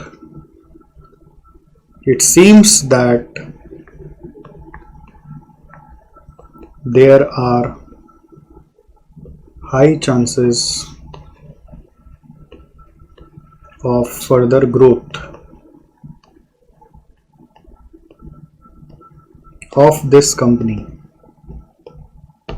There are high chances of further growth of this company. Okay समझ में आया कैसे लिखना है? तो थोड़ा सा एक लेवल अलग समझ में आया कि calculation is not enough, you have to interpret. तो रेशियो कैलकुलेशन पे हम बात ही नहीं की, हम सोच रहे रेशियो तो बच्चा लोग की तरह आप सीख के आओ, छोड़ दो उसको, आगे का बात करो। तो रेशियो सारा दिया हुआ है और आपको अभी क्या करना है, उस रेशियो से इंटरप्रिटेशन निकालना है कि बताओ कंपनी एक्सपेंड करे कि ना करे। तो इसका जब आंसर इंस्टीट्यूट का देख रहे हैं ना, तो उसमें ना 1 और 2 कंबाइन करके दिया हुआ है। तो कैसे दिया हुआ है, इसमें बोल रहा है कि हम एक्सपेंशन और फर्दर ग्रोथ दोनों को कंबाइन करके देख रहे हैं। रिटर्न ऑन कैपिटल एम्प्लॉयड के बारे में बोल दिया, ग्रॉस मार्जिन बोला, ऑपरेटिंग रेशियो बोला, और ऑपरेटिंग रेशियो का इम्पैक्ट बोल रहा है कैसे 0.1% आया, वो हमको नहीं पता, ये इम्पैक्ट कैसे आया, आंसर इंस्टीट्यूट की तरफ से पता नहीं चल रहा है। शॉर्ट टर्म सॉल्वेंसी के बारे में बोला, लॉन्ग टर्म सॉल्वेंसी मतलब वही कंपनी आज तक डेट लिया नहीं है तो उसका डेट इक्विटी रेशियो में कोई पैसा प्रॉब्लम नहीं है, इनफ, वो आराम से डेट का पेमेंट कर पाएगा। तो ये पॉइंट मैंने नहीं लिखा बट आप लिख सकते हो। और 6% डिवेंचर से जो टैक्स सेविंग्स होगा वो उसका कॉस्ट और कम कर देगा। टैक्स रेट अज्यूम कर लिया 30% के हिसाब से, तो एक रिड्यूस टैक्स करके इंटरेस्ट रेट निकाल दिया 4.2, और वो इनफ है बाई पेमेंट फ्रॉम 12.9%। और फिर इंडस्ट्री एवरेज भी हम लोगों के यहाँ पर 11 ही है और हम लोग का ज़्यादा आ रहा है, तो इसलिए बोल रहा है कि एक्सपेंशन भी करना चाहिए और ग्रोथ भी होगा। तो मैंने थोड़ा सा इसको इम्प्रोवाइज कर दिया। मैंने क्या बोला, एक्सपेंशन करने के लिए हायर आरओसी आता है हमारा इंडस्ट्री से, और हम लोग उसके लिए कैपिटल भी अरेंज कर लिए, और वो कैपिटल बाजार से 6% पे मिला है, उस पर टैक्स सेविंग भी होगा। हमारा आरओसी 12.9% इतना है कि हम आराम से उसका पेमेंट भी कर सकते हैं। इसलिए मेरे को लगता है कि एक्सपेंशन करना चाहिए, इसका बेनिफिट ट्रेडिंग ऑन इक्विटी से इक्विटी शेयर होल्डर को भी मिलेगा। तो मैंने इस तरह से आपको जस्टिफाई करके दिया है, और मेरे नज़र में ये सही है, इसलिए मैंने बताया है कि एग्जाम में थोड़ी ना इंस्टीट्यूट का आंसर याद करके जाएंगे, तो जो तरीका अपने को समझ में आएगा वो देखेंगे। चेक करने वाला कैसे चेक करेगा, वो उसके पास अगर मान लो यही पॉइंट्स सब क्या आया तो मिला के देखेगा कि इसके बारे में लिखा है क्या कहीं, हाँ रिटर्न ऑन कैपिटल एम्प्लॉयड के बारे में लिखा है, हाँ लिखा है, नंबर दे देगा, वो ऐसे चलाएगा। डेट एट द रेट 6% के बारे में लिखा है तो डेट एट द रेट 6% के बारे में लिख देगा, तो बोलेगा हाँ ठीक है। वो लोग उतना पढ़ता भी नहीं है, सीधा सा बात है, बट आपको सीखना है भी, ये नहीं कि वो पढ़ता नहीं है तो आप भी कुछ भी लिख कर आए। फिर फर्दर ग्रोथ होगा कि नहीं, उसके लिए मैंने करंट सिचुएशंस को एनालाइज किया। जीपी डिक्रीज हुआ है तो अच्छा हुआ, जीपी के बारे में लिख रहे हो तो अंडरलाइन कर देना। ऑपरेटिंग एक्सपेंस डिक्रीज हुआ है तो भी अच्छा हुआ, पॉजिटिव हुआ, ठीक है। जीपी डिक्रीज हुआ तो अच्छा नहीं हुआ, sorry, it must have affected ROC negatively लिखना था, यहाँ पे नेगेटिवली वर्ड एक लिख दो तो और अच्छा समझ में आएगा। तो ये जीपी डिक्रीज हुआ तो आरओसी नेगेटिवली अफेक्ट हुआ है, ऑपरेटिंग एक्सपेंस पॉजिटिव हुआ है, टर्नओवर डिक्रीज हुआ है तो रिस्क बढ़ गया है, यहाँ पे भी टर्नओवर डिक्रीज हुआ है तो रिस्क बढ़ गया है। बट ये रेशियो सेम है तो शॉर्ट टर्म सॉल्वेंसी है, बट ब्लॉक को रहा है वर्किंग कैपिटल, ऐसा लग रहा है। फिर company has been into the business since 7 years, तो ये पॉजिटिव है, एक्सपर्टीज आ गया होगा। फिर आरओसी जो है वो हायर है सिमिलर फर्म से, तो ये भी पॉजिटिव है, और इसलिए मेरे को लग रहा है कि फर्दर ग्रोथ करना चाहिए। तो आप अपना जस्टिफिकेशन दे दिए। ऑलराइट, तो this is how an answer should be. Sir exam में कौन सा लिखेंगे? जो मैं कर रहा हूं वो लिखेंगे ना, ये गोज विदाउट सेइंग। अगर मैंने कुछ कराया है तो मेरा वाला ही करना है, ये नहीं कि फिर ये करने जाना है। ठीक है, जो मैंने करा है वही करना है, क्योंकि मैं नेचुरली चीज को करा रहा हूं, मैं रट के नहीं करा रहा हूं। तो जो नेचुरल आंसर्स है वो ही हम लोग को लिखना है, और हम कोशिश करते हैं कि हमारा आंसर अति डिविएट ना करे यहां से। हमारा डिविएट नहीं कर, हमारा सारा पॉइंट्स यहाँ पे कवर्ड है। ठीक है, आप एक पॉइंट और जोड़ सकते हो लॉन्ग टर्म सॉल्वेंसी को लेकर। ठीक है, जोड़ सकते हो तो जोड़ दो, कहीं पे एक और लाइन लिख दो, and there is no issue of long term solvency and there is no risk of long term solvency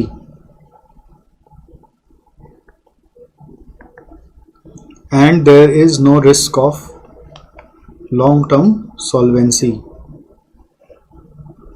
ठीक है, तो इसके बारे में भी लिख सकते हो, एक घुसा दिया बस, और क्या। देखो परफेक्ट मैच नहीं होगा कमेंट्स में, बट नियरेस्ट मैच निकालना है। कमेंट्स वाला को नियरेस्ट मैच करना है और एक लॉजिक से अपना दिमाग में सेट करना है।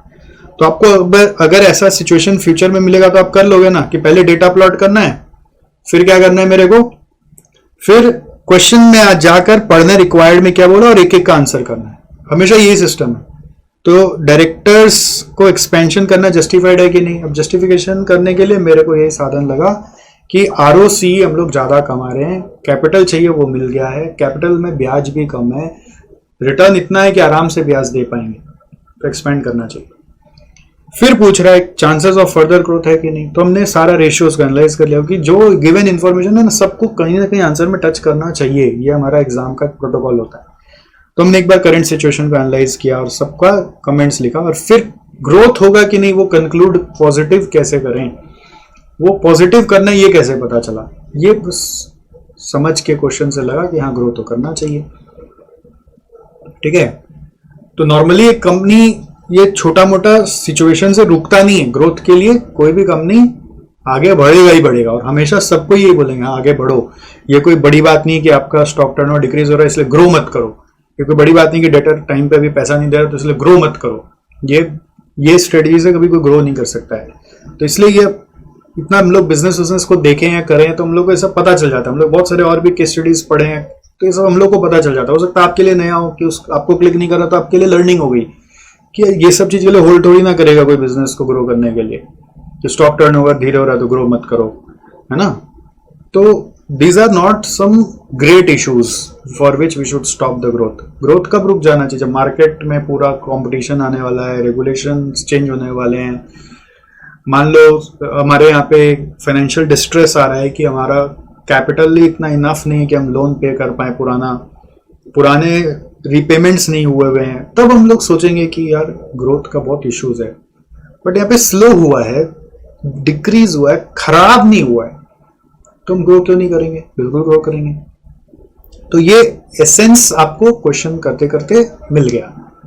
ठीक, हाँ, आई होप यू एंजॉयड दिस। यहाँ पे आके हम लोगों का फाइनेंशियल जो परफॉर्मेंस एनालिसिस वाला यूनिट है वो खत्म हुआ। तो इसमें मैंने आपको क्या क्या क्वेश्चंस कराए एक बार फिर से नजर डाल लीजिए। एक मैंने कैश फ्लो का क्वेश्चन कराया जो इजी क्वेश्चन था, बट फिर भी आपने अटेम्प्ट करके देखा तो आपका कोई मिस्टेक हो सकता था, तो वो आपको मिला। ठीक है,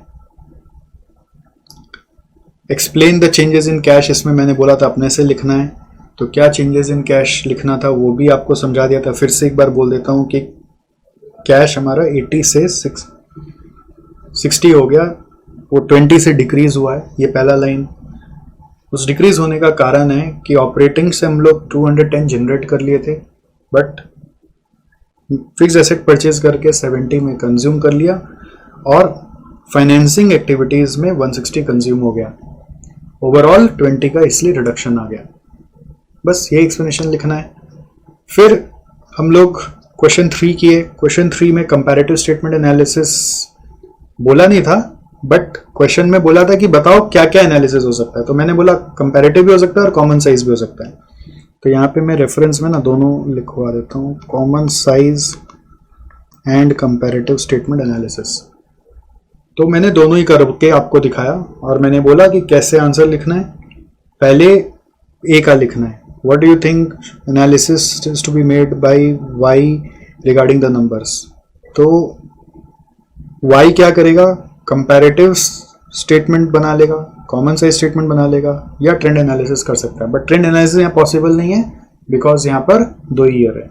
आप ट्रेंड के बारे में नहीं भी लिखोगे तो भी चलेगा। तो पार्ट ए में क्या लिखना है, mister Y can do common size and comparative statement analysis. फिर पार्ट बी में क्या लिखना है, कैलकुलेशंस।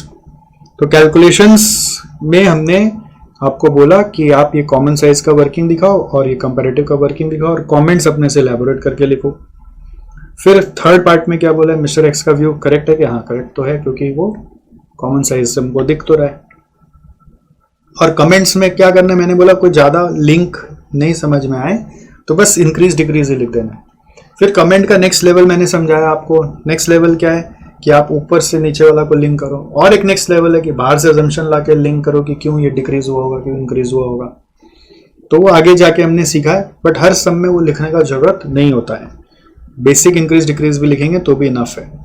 फिर 4 नंबर कराया, इसमें क्या है, बस बैलेंस शीट का टोटल को 100% बनाना है और उसके हिसाब से सारा को उसका परसेंट बनाना है।